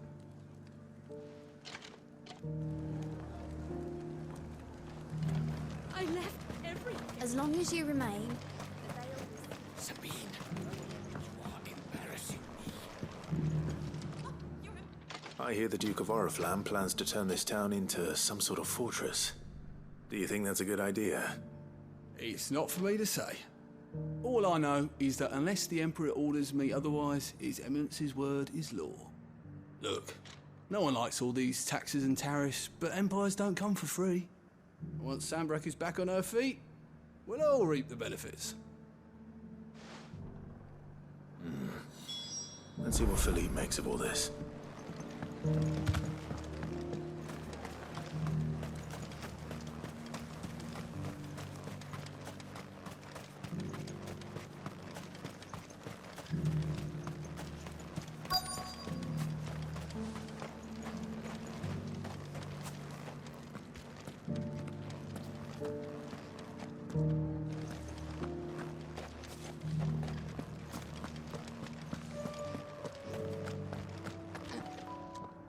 Captain, do you have a moment? For you? Certainly. Clive, wasn't it? Thank you for last time. How can I help you? I wanted to ask you about the Duke of Oriflamme. Do you intend to go along with his plan? But to tell you the truth, I'm in two minds. It's my sworn duty as a captain of the Imperial Army to obey his orders. But I can't say I agree with him. Philippe, I remember you saying that you became a soldier to protect the people you loved. The Dame included. That's right, I did. Well, she doesn't agree with the Duke's orders either. She thinks they could tear Northreach apart.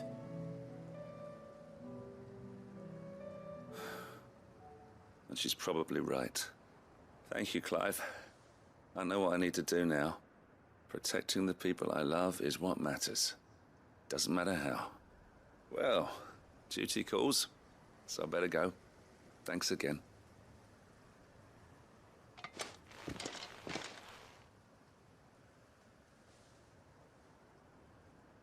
It seems Philippe wants to do the right thing at least.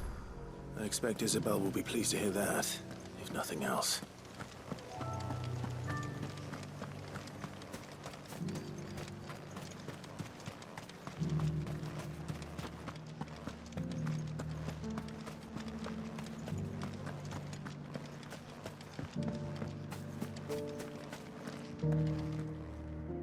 Ah, Clive. How did you fare? Were you able to speak with the Duke? I was, but...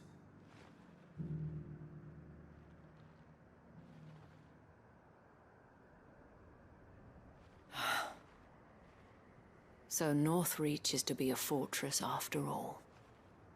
Well, it will certainly help to hold back the thralls. There's no denying that. Though I doubt it will come as much consolation to the townspeople whose worldly goods are confiscated to pay for it. They deserve to be heard, Clive. To have a say in this new empire the Duke means to build. Sadly, His Eminence values their obedience more than their opinions, and hopes to reassert the authority of the state. I fear he sees the people as mere pawns on his chessboard to be sacrificed for the greater good. Needless to say, they themselves are of a different opinion, and would rather their destinies were in your hands. The soldiers, meanwhile, are content to follow their orders. And not just because of the Duke's rank, but because of his vision. I thought as much. Had I sworn to protect Sanbreque, I dare say I too would want nothing more than to see it rise from the ashes. Thank you for trying. But the battle is lost. I don't know about that. What happened to your uniform? I handed it in, along with my resignation. Told the lads I wished them well, but that I owe it to those I love to call it a day. But why? Because I realize what really matters to me. Not following some nobleman's orders for the sake of it, but protecting what I care about. Protecting Northreach.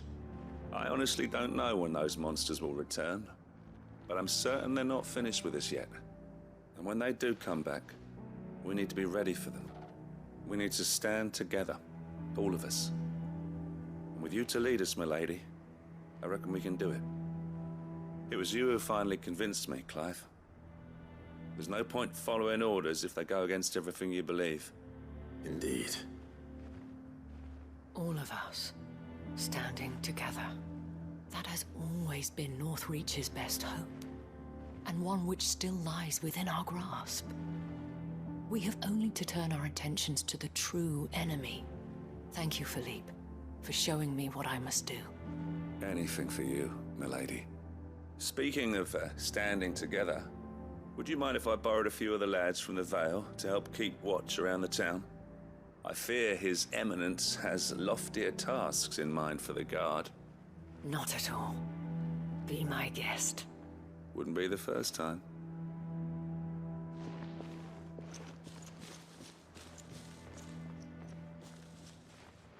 There may be hope for Northreach yet, especially with men like you and Philippe to champion our cause. I, for my part, shall continue to work upon the Duke, in the stubborn belief that I might still tempt him into joining hands. But I suspect I shall have to call upon your aid again. Until then, Clive. Until then...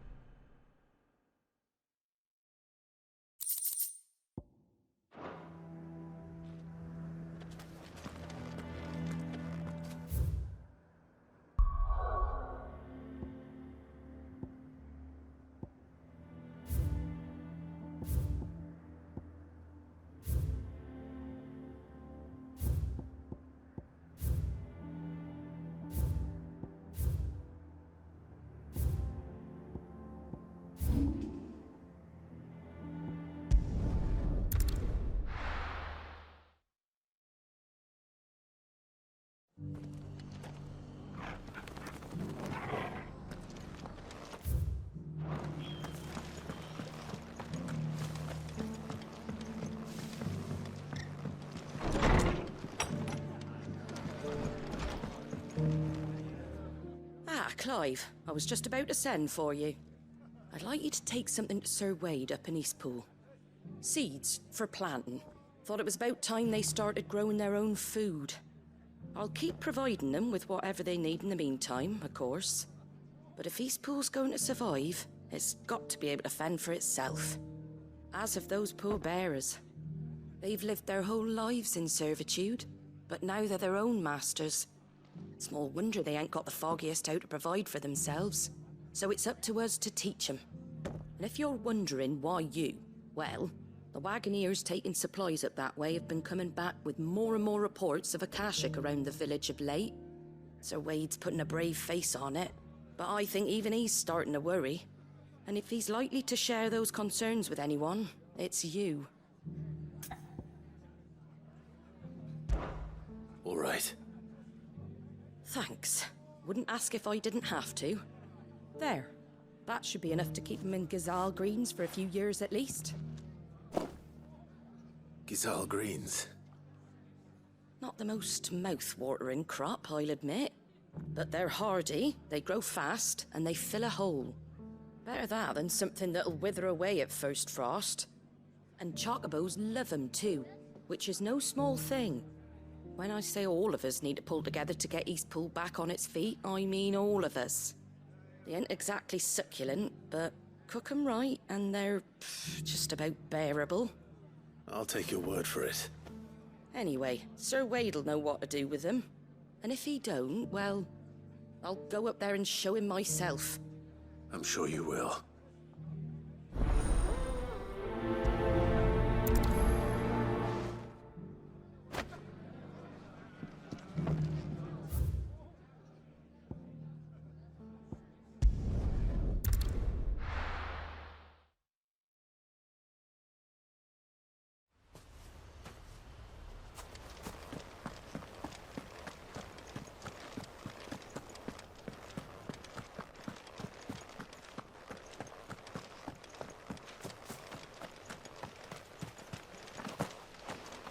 Ah, Lord Rossfield. What brings you to Eastpool? A delivery from Martha.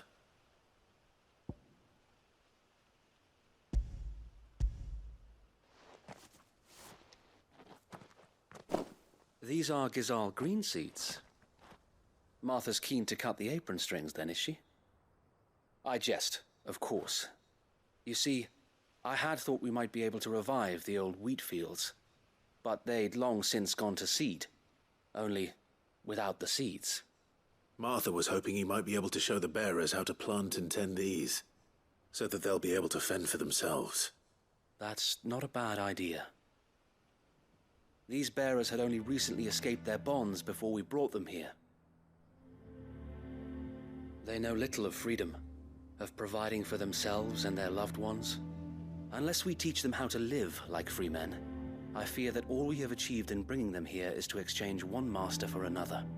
Not that myself and the Guardians have been the best example to them so far, subsisting almost entirely on Martha's charity as we do. It's about time we all started to provide for ourselves, bearers and Guardians alike. Unfortunately, we've been a little too busy of late to focus on much besides bolstering our defenses. There have been alarming reports of... The Horde is closing in. They're coming, Sir Wade, all of them. Damn it all, I thought we'd have more time. Gather the men in the square. Send to the rest for reinforcements. Yes, Sir Wade. The Horde? Akashic, a veritable legion of them. They've been seen prowling around the northern reaches for a while now. We don't have the numbers to hold back a swarm that size. I had hoped to build a perimeter wall so that myself and the Guardians might be able to defend the village, but... Now you're out of time. Precisely. If reinforcements from the rest arrive before they do, we may just scrape through, but I fear that's rather an enormous if. What if you could call on reinforcements from Eastpool? You mean the bearers? We brought them here so they might live, not die, fighting for their lives. So wait. You said you lack men to defend the village. Are the bearers not men? Do they not wish to see Eastpool saved? Though they may not be trained soldiers like your Guardians. What help they are able to offer could still prove the difference between victory and defeat. You're right, my lord. I will appeal to them.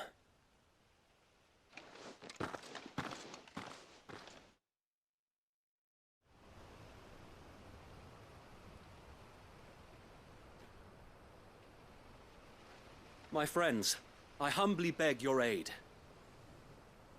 We Guardians are few and our enemies many. But I swear we can defeat them with you at our side. You would send us to the slaughter, to serve as bait for those fiends so that you and your men might be spared. And to think we trusted you. Say what you will, the home is not worth dying for. But it is worth fighting for. Sir Wade fights to give you lot a chance. Just like I do. Just like Sid does. We all wanted to give you a home where you could be free. And you got one, didn't you? This place, Eastpool. This is your village. Your home. And if you don't fight to protect what's yours, you'll lose it. You know I'm right. This world wants to take everything from you. Everything. Your homes, your freedom, your very lives. So then, are you going to stand by and let that happen to you? Are you going to accept fate like good little Bran did and die, having never stood up for yourselves? Or will you fight like free men and women?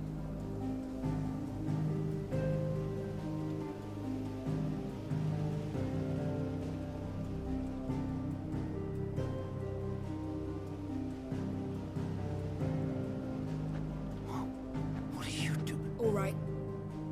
Give me a sword. I never dreamt I'd have a home of my own. And now that I have, I don't want to lose it. I will protect what's mine, or die trying. We all will. Free men and women, fighting together.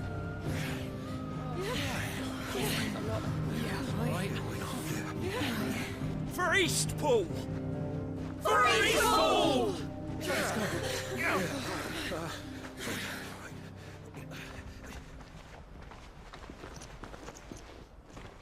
Thank you, Martha. Don't mention it. Just promise me one thing. That you'll show them how freeborn fight.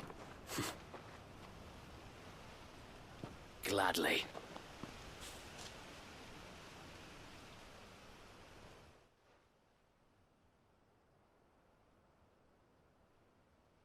Well, if it was numbers you were lacking, you certainly won't be now. Thanks to you. Me? Oh, I just love the sound of my own voice. Lord Rossfield, my lady, we're ready. So what's the plan of action?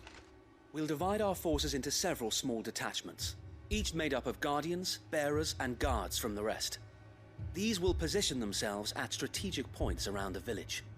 Upon engaging with the Akashic, each detachment will keep the creatures occupied as best they can, steadily retreating all the while. You're going to lure them into the village? I am. We will have neither the time nor the resources to treat the wounded, so injuries must be avoided at all costs. Instead, we will focus purely on defense at first. By coordinating our withdrawal through the use of messengers drawn from among the bearers, we will aim to have the swarm converge at a point of our choosing. With luck, that point will be the village square. The perfect place for our most able warriors to surround them and fall upon them. And for you and I to finish them off. A sound plan, but one that'll require a leader with a cool head and strong nerves to coordinate the retreat. I'd say you have both in abundance, Sir Wade. But you'll be needed. Please, leave the last of the fighting to me. Ha! And let you have all the glory. Sir Wade! They're here! Then you know what you must do. We work together, everyone playing their part, each shielding the other that no man might fall, that Eastpool might live on. For Rosaria! For Rosaria! We've no time to argue, my lord. I'll do as you ask. And I will do as you ask. Suppose we'd better do our bit too then, eh? Right you are, Martha.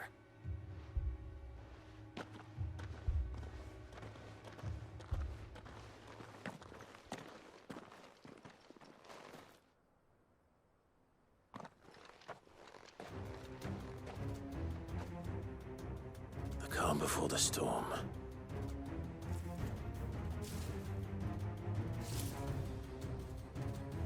And here it comes.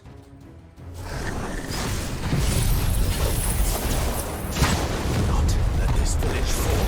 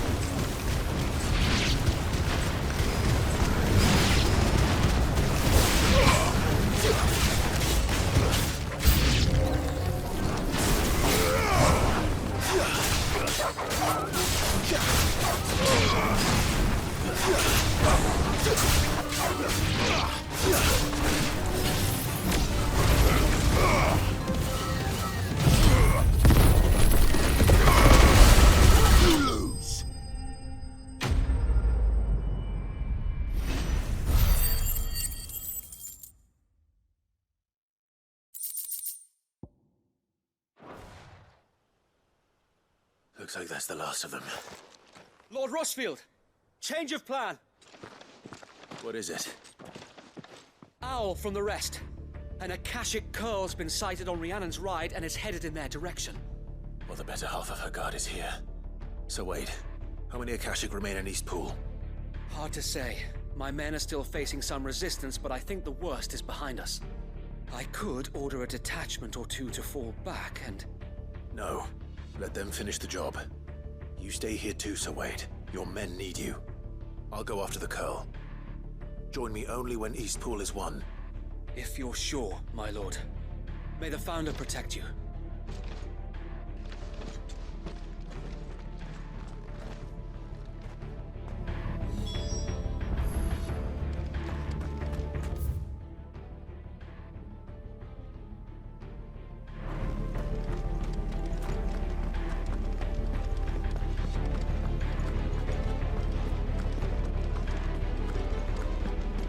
Next one's mine.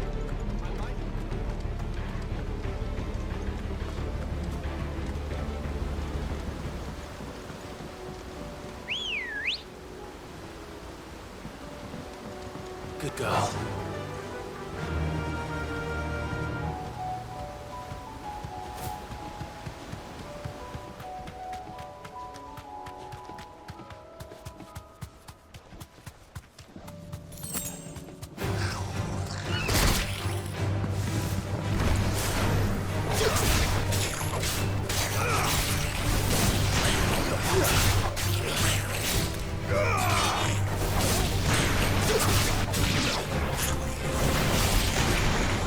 hurt, Torgal.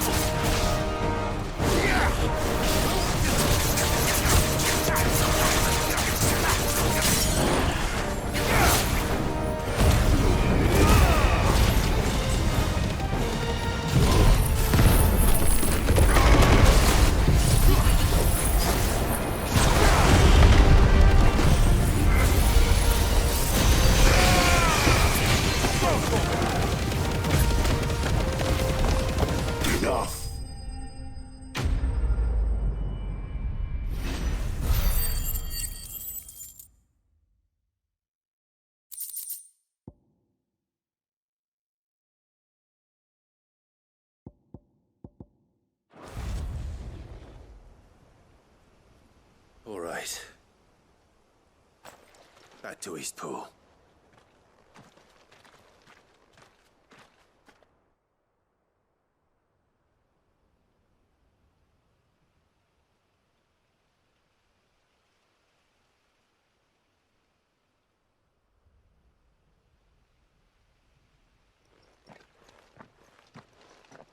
Lord Rossfield, the Curl, is it?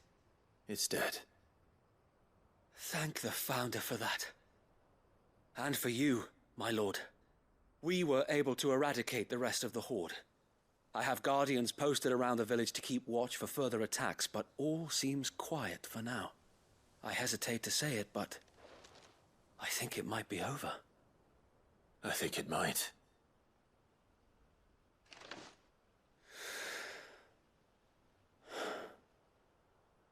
We did it. We saved Eastpool. Thank you, my friends. Thank you.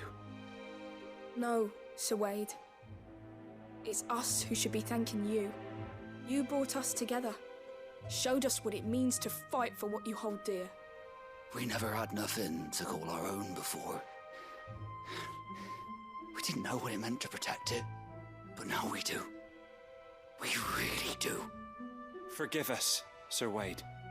You and your people saved us, and still we doubted you. But there's no doubt in my mind anymore. We're free men now, so we have to start acting like it. We have to fight to protect what's ours, to protect Eastpool. And we shall. We all shall. Together. This is our home. And if anyone or anything tries to take it away, they'll have us to answer to. Come on then. Let's get to work. This village isn't gonna rebuild itself.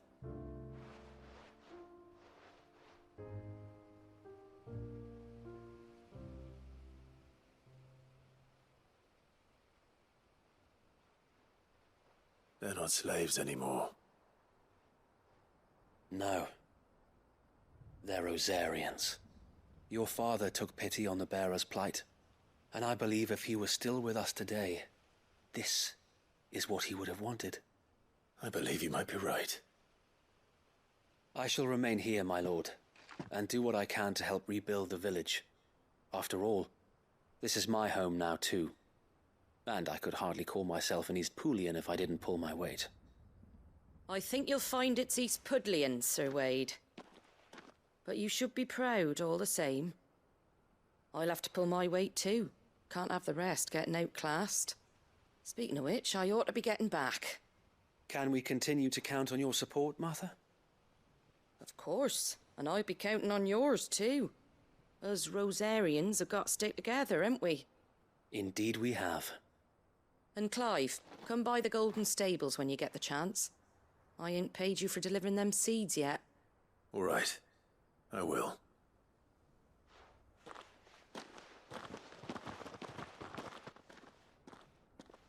Lord Rossfield, do you remember our very first mission together?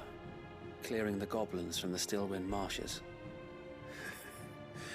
How could I forget?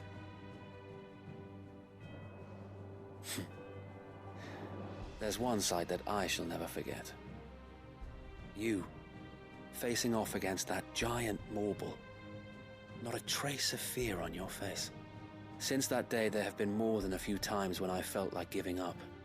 When the odds seemed so stacked in the enemy's favor, I thought I may as well just lay down my sword and surrender. But every time, I would think back to the look in your eyes that day and remember what it means to be a shield. Know that whatever trials Eastpool may face, I shall never lose courage. Thanks to you. So Wade, you have always been a true shield. I know that Eastpool, and indeed all of Rosaria, will be safe in your hands. Thank you, my lord.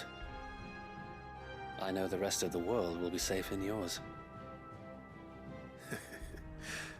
I'll do my best.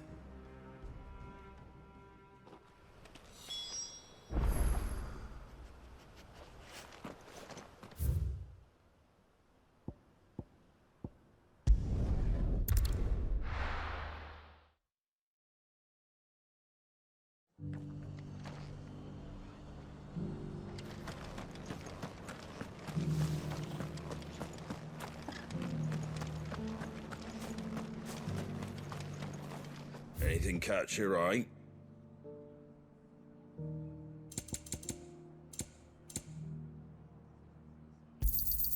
Much obliged. Thanks very much. There you go. Thanks very much. Much obliged.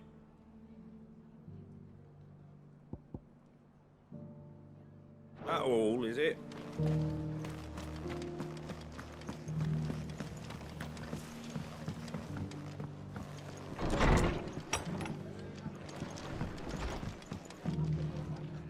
The hero returns.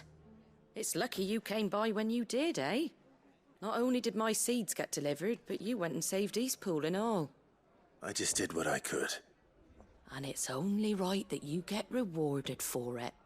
Take it before I change my mind. Thank you, Martha. So, Eastpool's finally back on its feet again. And a home to free bearers. Who'd have thought we'd see the day, eh? Well, it was your idea. I know that, but I never stopped to think what it would mean. Bearers in charge of themselves, thinking for themselves, working for themselves. Like your hideaway, but not even hidden away. Though I suppose the rest ain't much different nowadays. You know, bearers living free like that reminds me of when I first met Sid. Loath as I am to recall that particular day. I take it you didn't always see eye to eye. What happened? Well, if you really want to know, I started doing what I do long before I met Sid. In fact, that's how I met him. Or at least how he came to meet me. He showed up at the stables one day, asking questions about who'd been buying up bearers. Founder knows what he thought I was doing with them. Running a hunt, poking around in their innards. Something awful anyway. Me, I thought he was a new constable. Thought the game was up. But somehow we both managed to work out what each other was about. And before I knew it, the cheeky arse was rattling on at me about how I was doing it all wrong. After all my hard work. Told me I was giving them relief, but not freedom. That my bearers were still dying as slaves. Got right under my skin, it did. Told him if he didn't like it, he could bugger off and report me to the garrison. And do you know what he did? He smiled, and then he laughed. And then I did the same. We made a pact that day, that whenever one of us was in need, the other would always be there for him. And you were? Well, we both wanted the same thing. To make life better for bearers. Just like your dad. Do you know I was born right around the time Elwyn became Archduke? Growing up, I saw how he tried to change things. He certainly didn't lack for ambition, that one. Indeed. But the loftier one's ambitions, the harder they are to achieve. Which is why those of us who follow in their footsteps need to finish what people like Sid and my father started. Suppose you're right, aye. And if we don't manage it, there's always them who come after us. Good thing we've got a few half-decent sorts waiting in the wings, eh? It's almost enough to give you a little bit of hope. Just a little. Anyway, enough nattering. Better get back to work. Let's see about making everyone some dinner, shall we? The least the folks who saved Eastpool deserve is a hot meal. And you and me ain't gonna save the world on an empty stomach neither. That sounds like a wonderful idea.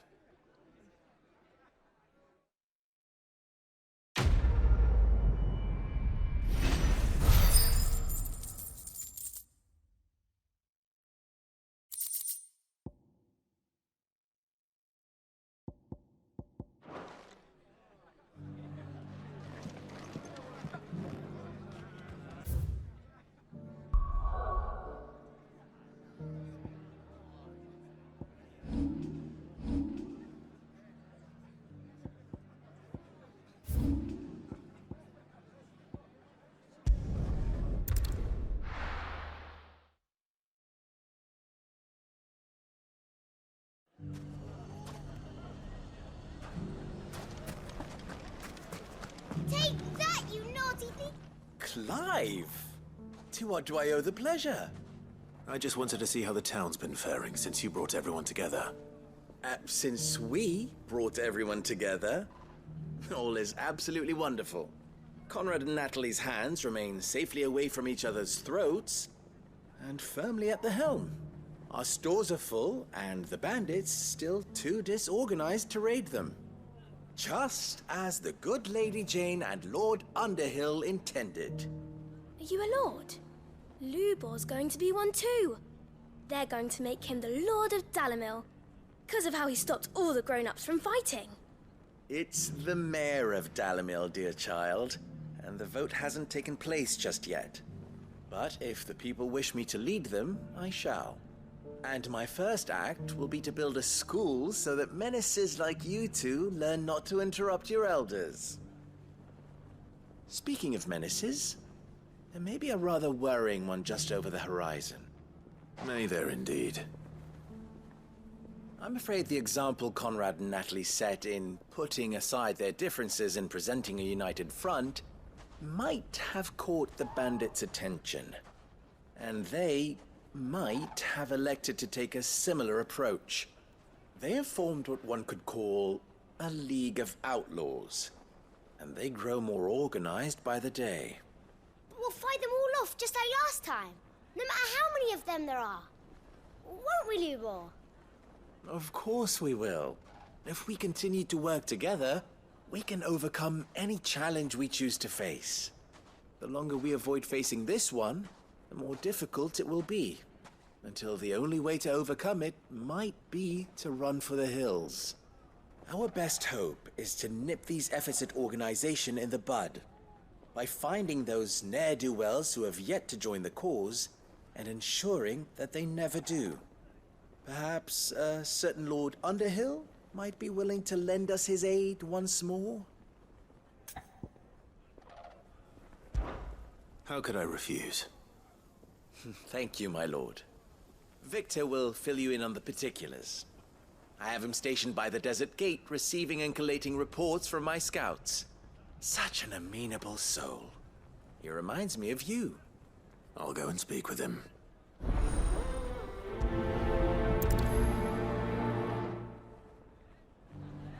What's the difference between the Lord and A League of Outlaws. Sounds like we have some competition.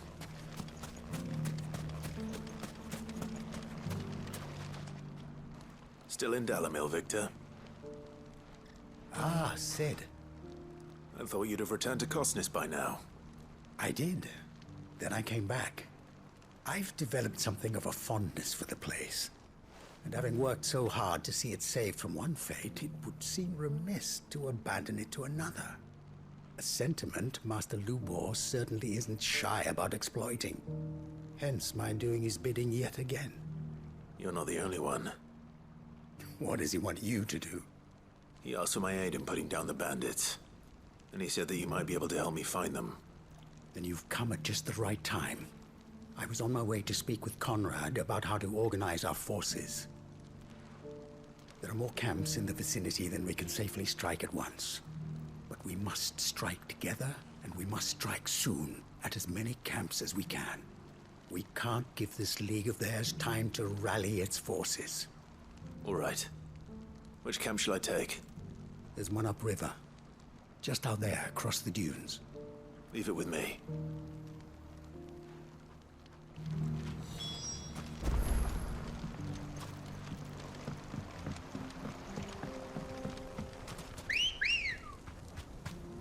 Come on. Those ne'er-do-wells want to band.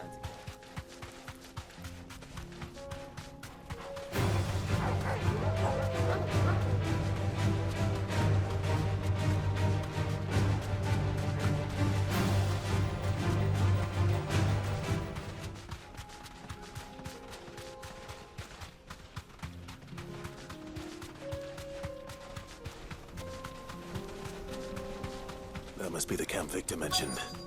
Come on then, Toggle.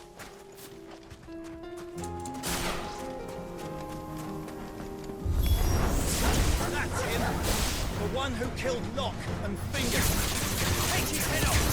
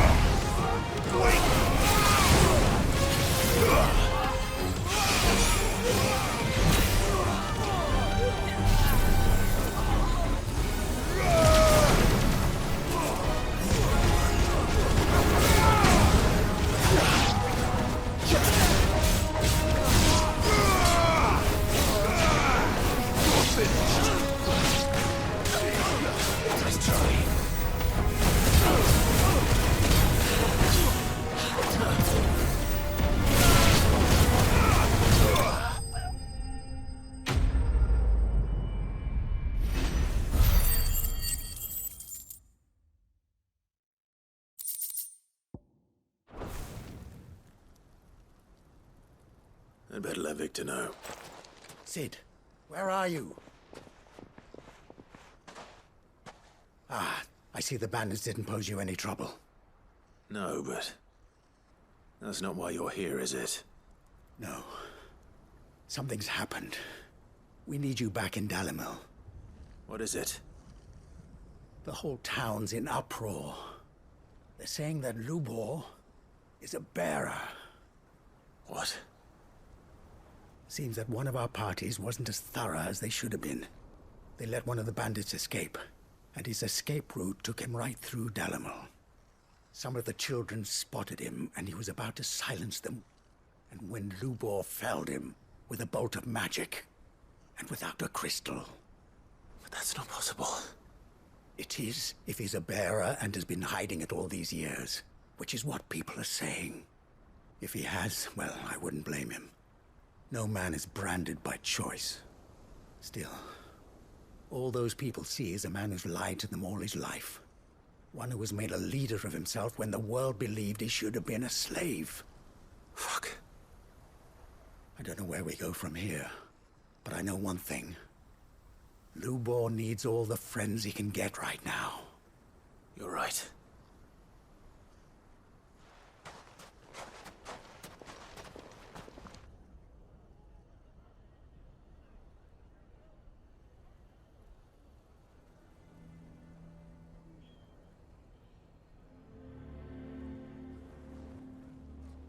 And now everyone knows. I made it a habit to keep a crystal close at hand for just such an occasion. And when that occasion arose, I forgot to reach for it. Well, it was bound to come out sooner or later. We're sorry, Lubor. We tried to keep running. But we just couldn't anymore. There's nothing to be sorry for. I rather enjoyed playing the hero for once. All that matters to me is that you two are safe. Look at him talking to his betters like it's nothing. All lies, I'll wager. Just like the ones he fed us all these years. Once people make up their minds, it's hard to change them. We need to do something, and quickly. Convince the people not to let their prejudices blind them. Convince them that nothing has changed. That their enemy lies outside these walls, not within them. You're right. We should speak to everyone. I'm glad you agree. I'll handle the townsfolk. I'm a Dalmec born and bred. They listen to me. You head to the tavern. Make Conrad and Natalie remember who Lubor really is. They know that Lubor and I are friends. I might not make for the most impartial of interlocutors. Lord Underhill of Randalar's League of Merchants, however, is a trusted and impartial mediator of note. I'll do what I can.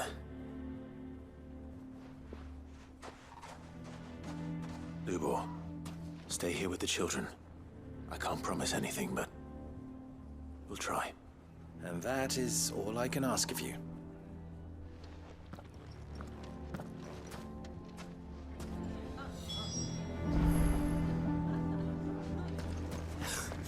Why are you taking the bearers? Why do they always have to make such a fuss? He knew all along that he was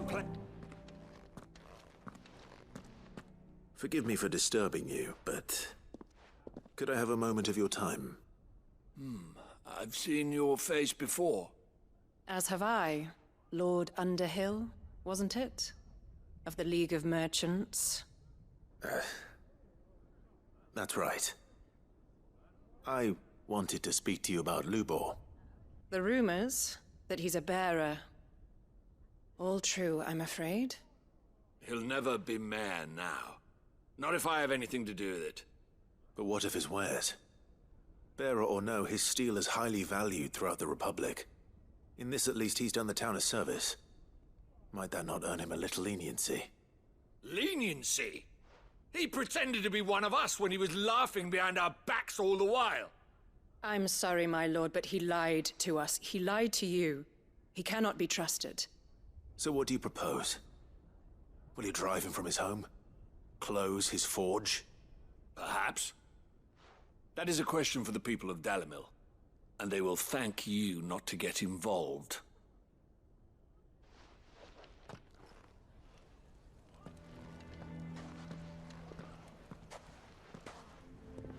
The townsfolk have made their minds up. There was nothing I could do. Nor I. Conrad and Natalie refused to consider anything but their own wounded pride. You never know. Once their anger is cooled, they might see things differently. For now, we should report back to Lubor. All right.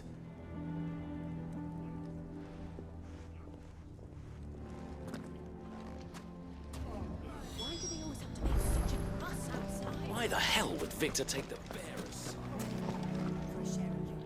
I assume the situation is hopeless? There's still hope. But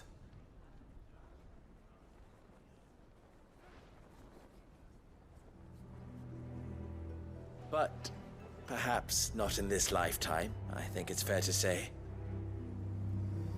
You mustn't think like that, Lubor. Give them time. They'll come around. We'll talk some sense into them in the end, you'll see. No, you won't. And your efforts would be better spent elsewhere. But Lubor... Rosina would often tell me that steel does not lie, that a blade is a reflection of the smith who forged it. To yourself be true, that was her point. Rather an ironic one when you consider that her life was taken with a blade of her own making. But I do not doubt that she was always true to herself and what she believed in, right to the end. And so must I be. I must do what I know to be right, no matter what others might think of me. And now, I know what that is. I must embrace my new role of villain so that the people of Dalimil have something to unite against. For only united can they hope to stand against the threat that awaits them. I'll need to make a suitably dramatic exit, of course. Don't go, Lubor. You're the only one who was ever kind to us. We'll be all alone.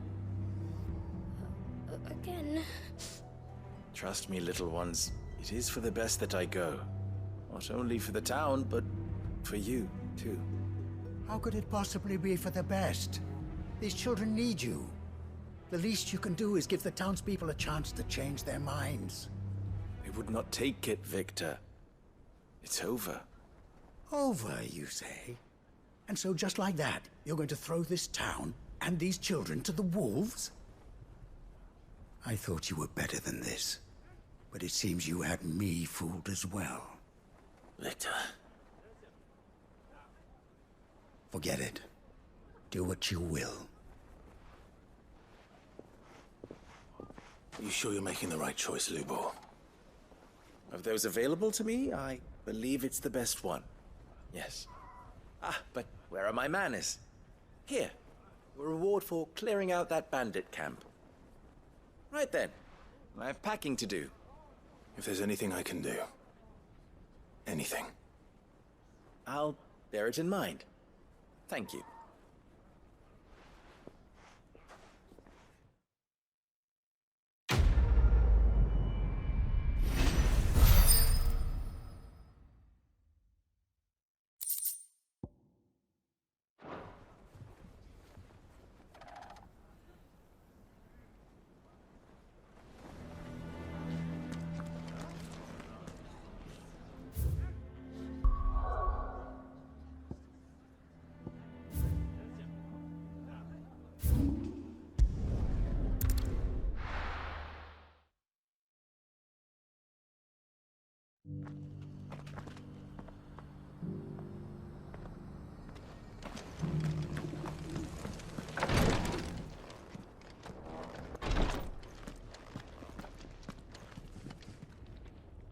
Lord Rosfield, is there aught the Undying might assist you with this day?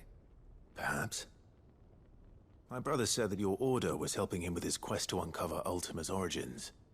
Have you learned anything of note since last we spoke? Little and less, I regret to report. I see. Be assured, however, that we will not rest until the truth is known.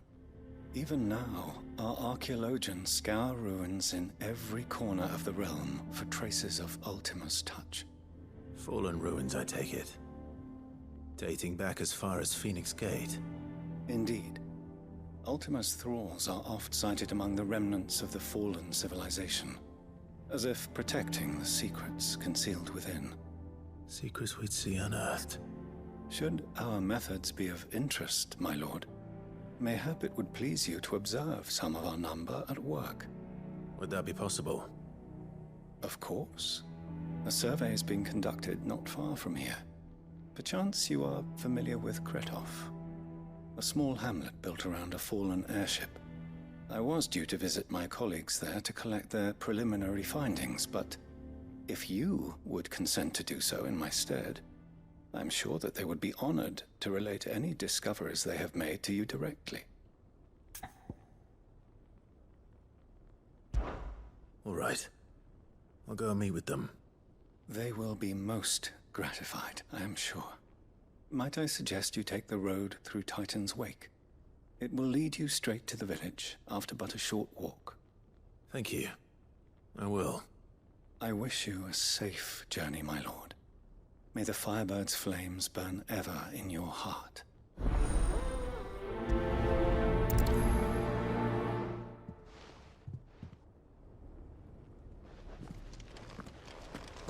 A village built around an airship. Sounds like another lost wing. I hope the inhabitants are just as friendly.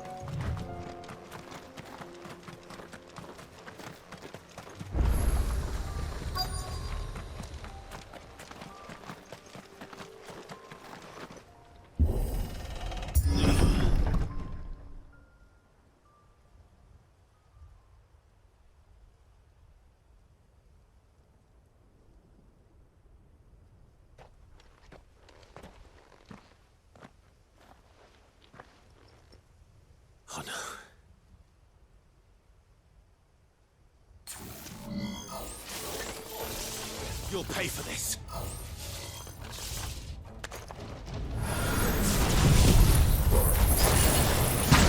May still be survivors.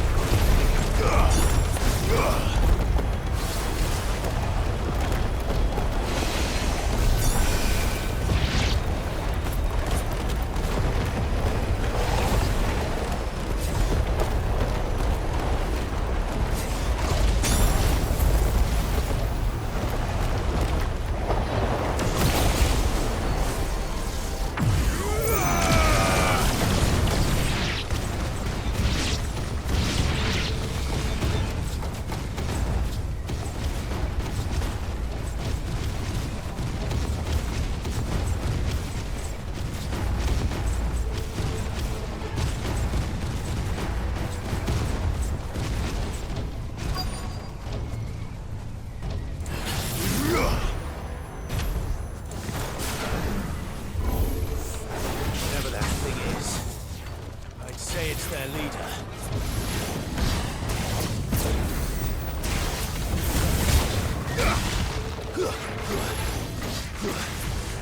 Nice try.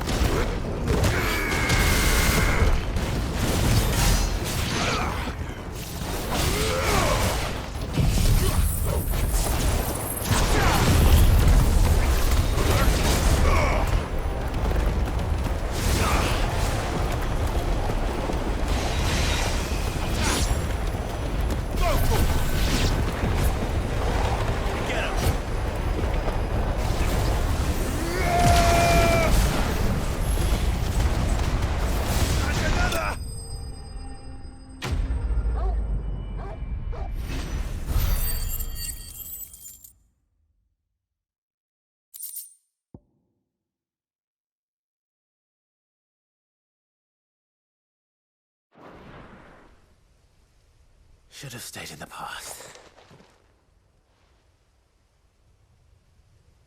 These must be Cyril's colleagues. You have our thanks, stranger. Who are you? Ah, forgive me, my lord. I did not recognize you. You are Lord Rosfield, are you not? We are archaeologians, tasked with surveying this site. When the echoes appeared, our brothers here occupied their attentions. Thanks to them, and to you, we were, for a mercy, able to see our duty to its conclusion. You call that a mercy? Your brothers might still be alive if you put their safety before your duty. Surely this survey wasn't worth dying for. We are charged with uncovering Ultima's origins, a duty of the highest import, as I'm sure you will agree. And you think your dead brothers would agree with you too? I know they would. They gave their lives for the cause, an honor to which all undying aspire. Now, to what do we owe the honor of your presence, Lord Marquis? Cyril told me of your work here, and I agree to collect your findings in his stead. I see. That is most kind. Pray, take them then, with our humble thanks. May the Firebird's flame burn ever in your heart, as it does in ours.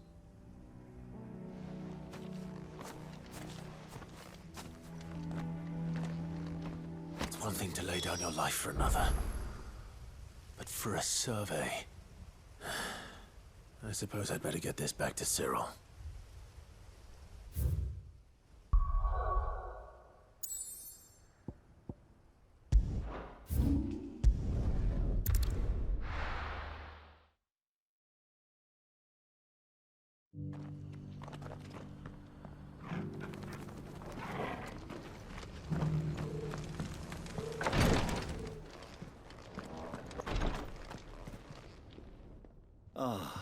You are returned, my lord.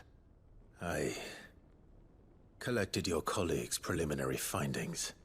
Here, take them.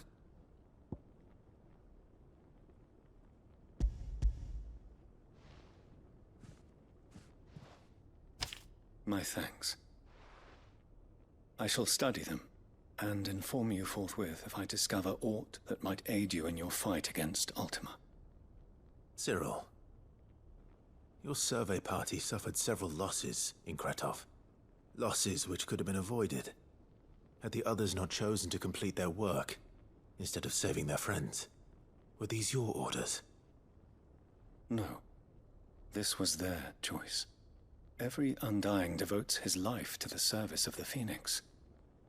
It is our sole duty, and should we die in discharging it, so be it. Even when death is avoidable. My lord, I fear that this is not a point over which it would be fruitful to argue. The Undying have served the Phoenix for countless generations, and your opinion of our methods, however earnest, is not like to change them. We live to serve the Phoenix. Our very order exists for that purpose, and that purpose alone. Cyril, I know that you and your brethren answer only to Joshua, but allow me to offer you a word of advice. It does not further the cause of the Phoenix to have his loyal followers surrender their lives without good reason. Provide your survey parties with an escort, that they might live to do their duty for years to come. Think not only of how you can serve the Phoenix, but how Joshua would want you to serve him. Please. For all our sakes. I thank you for your advice, my lord. If you will permit me to respond, our faith in his grace, Joshua Rossfield, is absolute. And we of the Undying will do what we believe is right to fulfill our duty unto him. As first shield to the Phoenix, I am sure you understand what it means to do one's duty. I do. Then we are of the same mind. And it is my hope that we may continue to do our duty together.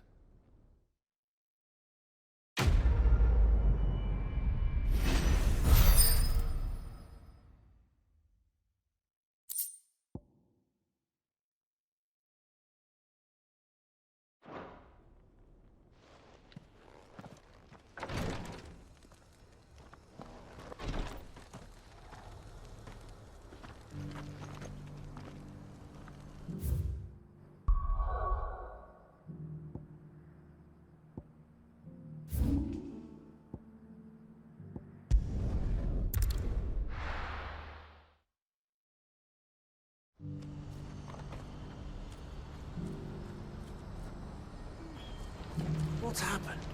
The cards of the king.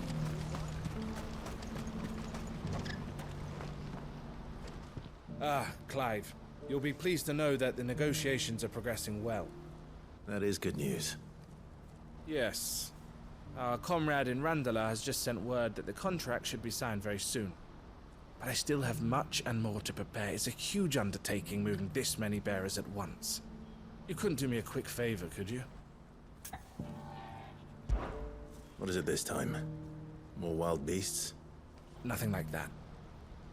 I just need you to go over to the caravans and ask El how long we have until the bearers arrive. Find out exactly how much faster I need to get all these supplies moved. All right. I'll go and ask. Thanks, Clive. I owe you one.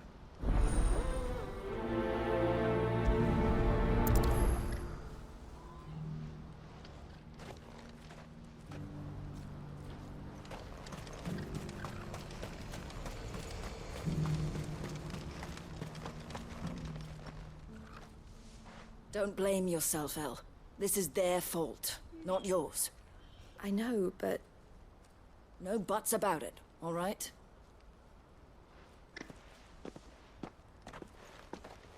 Is something wrong? Vonnie came to give me a message from our intermediary. The talks with the Republican army have fallen through. They've reached an agreement with the Silver Peak Consortium instead. Though prices have fallen of late, we deliberately offered above the going rate to try and deter other bidders. But the Consortium offered double what we did, and the army jumped at the chance. You had no opportunity to make a counteroffer? None at all. And we were so close. Elle? What's happened? I saw Vonnie leaving. She didn't look happy. And with good reason.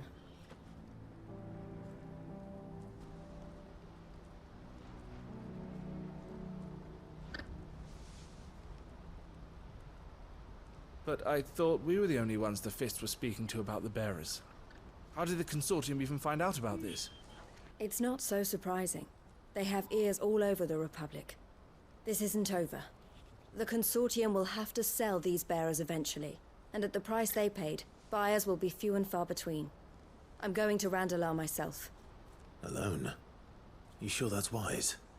Are you offering to be my bodyguard? How kind.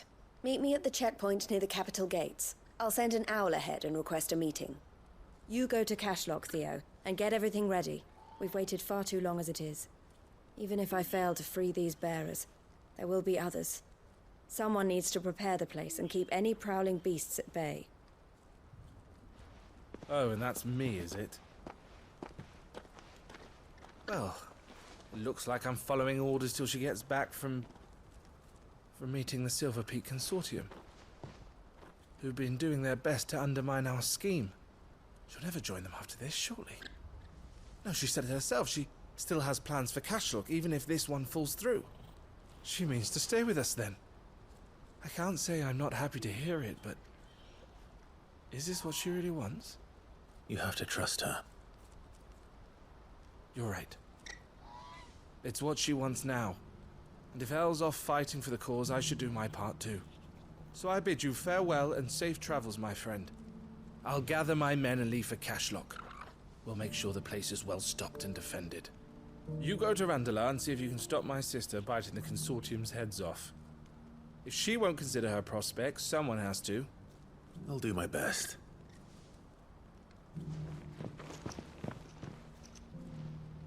All right. To Randalar, then. I'd better not keep Ella. He's waiting.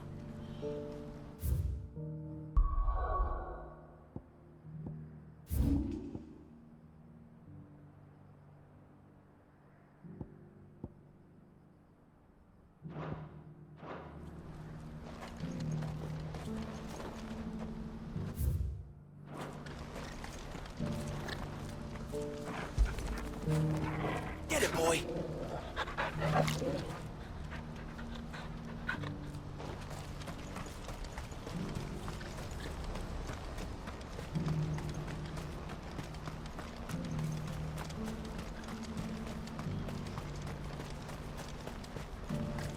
What I wouldn't give for a hot meal. Looks like this is the end. When are they gonna let us through?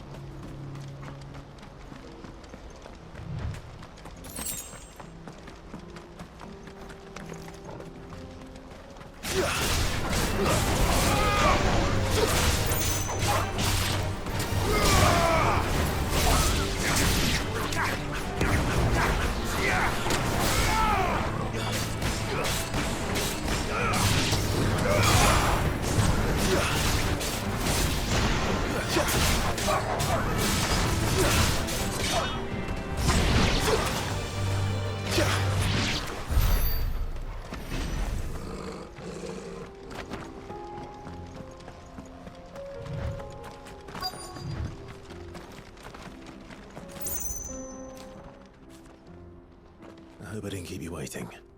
Did you arrange to speak with the consortium? Here they are now. You wish to consult with me? I did. It's about the bearers you recently purchased from the Fist. We had all but finished making arrangements to buy them ourselves, and then you stepped into the fray. You misunderstand. The consortium had an interest in purchasing them from the very first. It was only our regard for you that kept us from bidding. But your hesitancy in accepting our offer to you suggested that the regard was not mutual. And so we resumed our business. I did not hesitate. I am simply not inclined to make such decisions without first giving them due consideration. But what is done is done. Come then. How much do you want for them? Alas, you are too late yet again. We rarely take on such unconventional merchandise without a purchaser in mind. The bearers belong to him now. Who is your buyer? A trader from across the water. A most demanding fellow, if it's any consolation. He insisted the bearers be fed, dressed, even given their own bunks for the voyage over. That's what you get when you deal with continental types. I wouldn't know. Oh yes, the culture on the continent is quite different to ours. They pay good money for bearers not fit for the knacker's yard, and treat them like kings. But as long as they pay... That does sound unusual. No matter then. If they've already left our shores, there's little that can be done. Allow me to withdraw my interest. And with it, my interest in joining your organization. My associates will be sorry to hear that.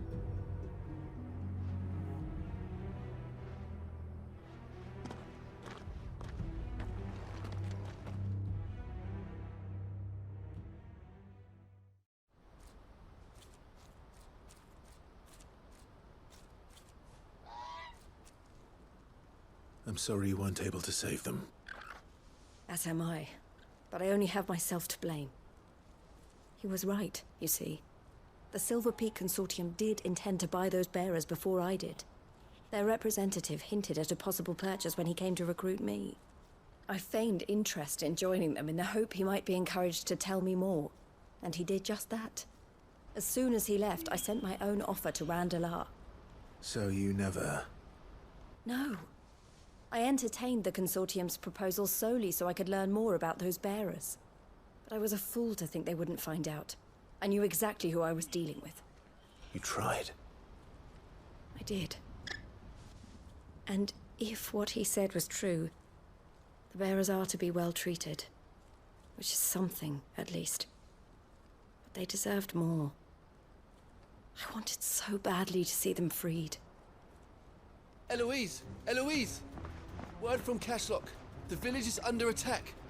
A pack of beasts have come down from the mountains, and there's a dragon at its head. Theo and the others are trying to hold them off as best they can, but the odds are against them. They need help, and fast. Theo! I'll go on ahead. Thank you, Clive. I'll gather some men and join you there. Just... make sure he's safe.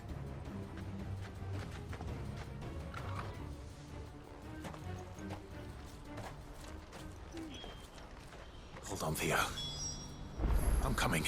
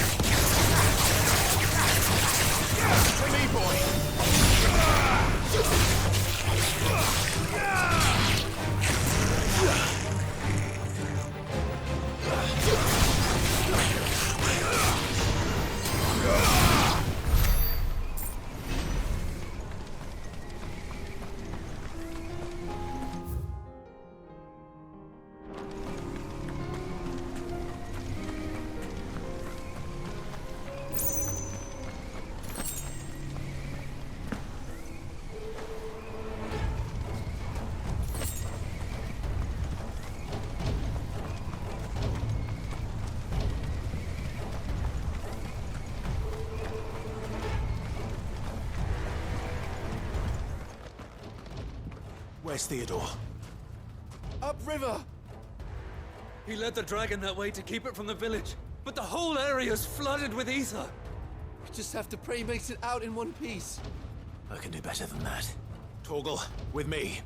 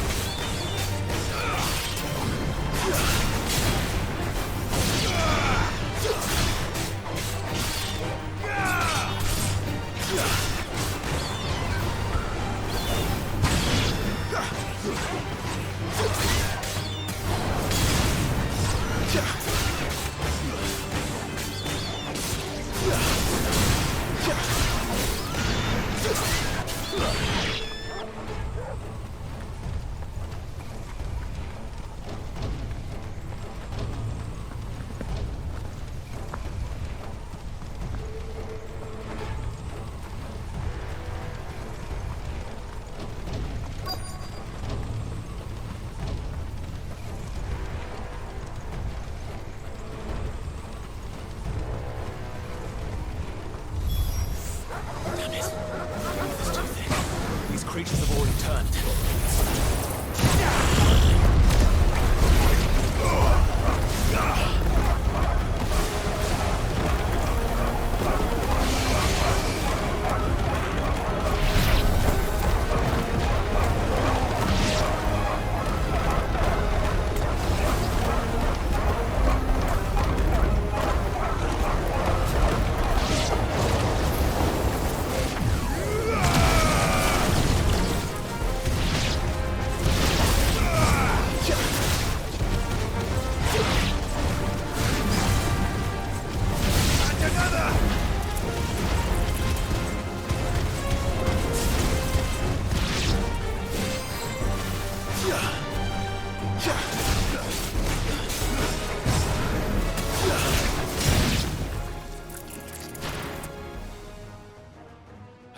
Any more time.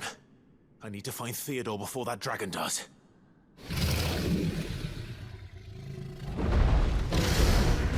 Looks like it's found me. This thing's turned as well. This isn't going to be easy.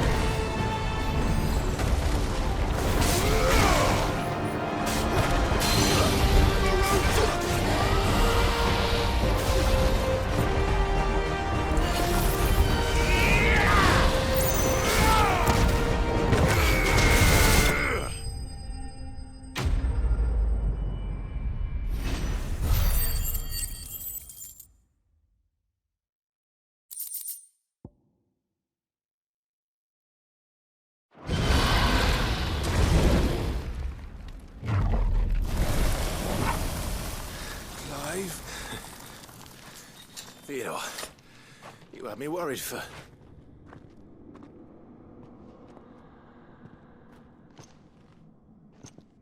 We have to get you out of here.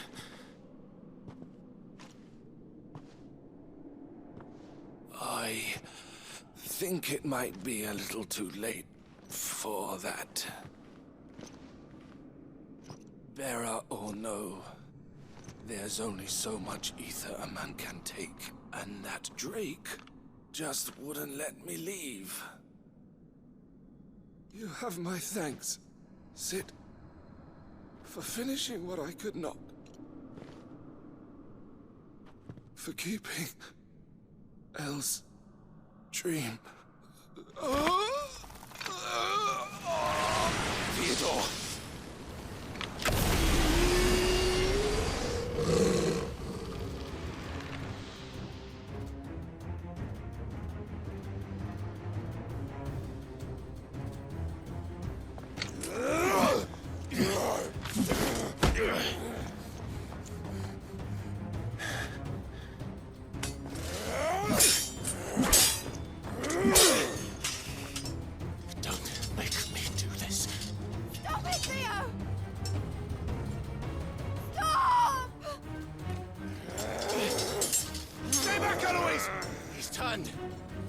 So will you!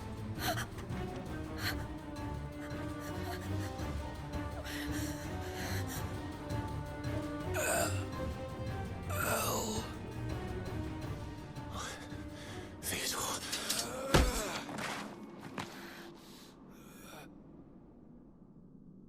Take care of my sister.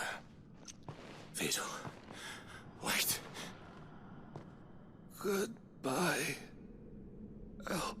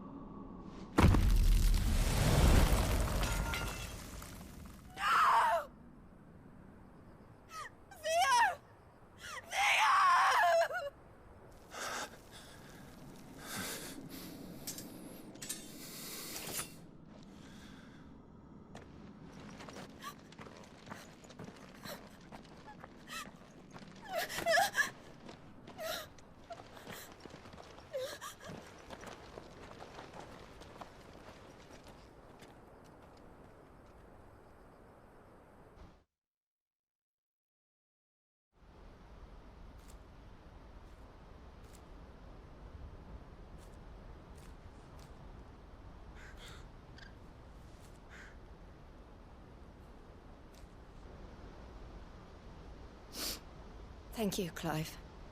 I think I'll be all right now. That was true bravery he showed. Leading the dragon away from the village like that. His first instinct was always to protect people. To put others' well-being before his own. And now he's gone. Because I sent him to that place, against his will. It wasn't against his will. He was ready to do whatever it took to show you he could stand on his own. So that you would finally be free to live your own life. To live my own life? He never could come to terms with the choice I made. What exactly happened? You once told me Theo was the first bearer you ever helped.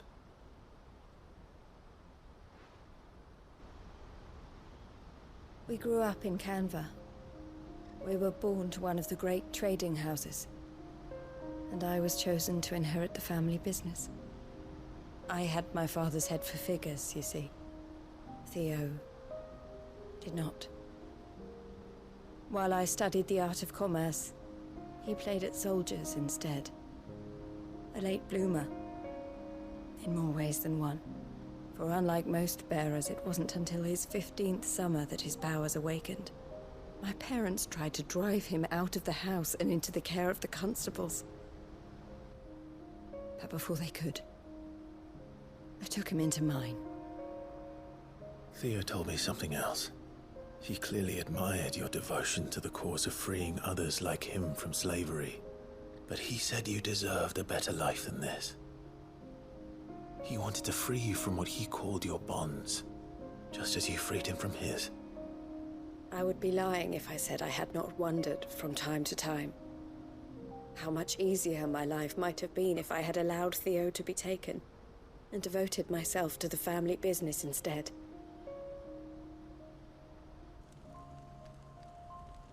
But I have never regretted the decision I made. Being with my brother meant more to me than tradition or reputation.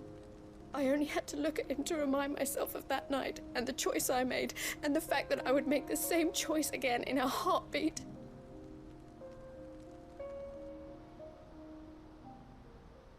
He was never a burden. How could he even think that? If anything, I was the one who weighed him down. You weren't, Eloise. He said it himself, that he had always been grateful to you for saving him, and that he wanted to repay you by letting you live the life you were denied. Neither you nor Theo weighed each other down. You loved one another. You did whatever was necessary to continue living your lives together, and you always would have. You're right. All I ever wanted, all I ever did, it was so we could be together. Oh, Theo, why did you have to...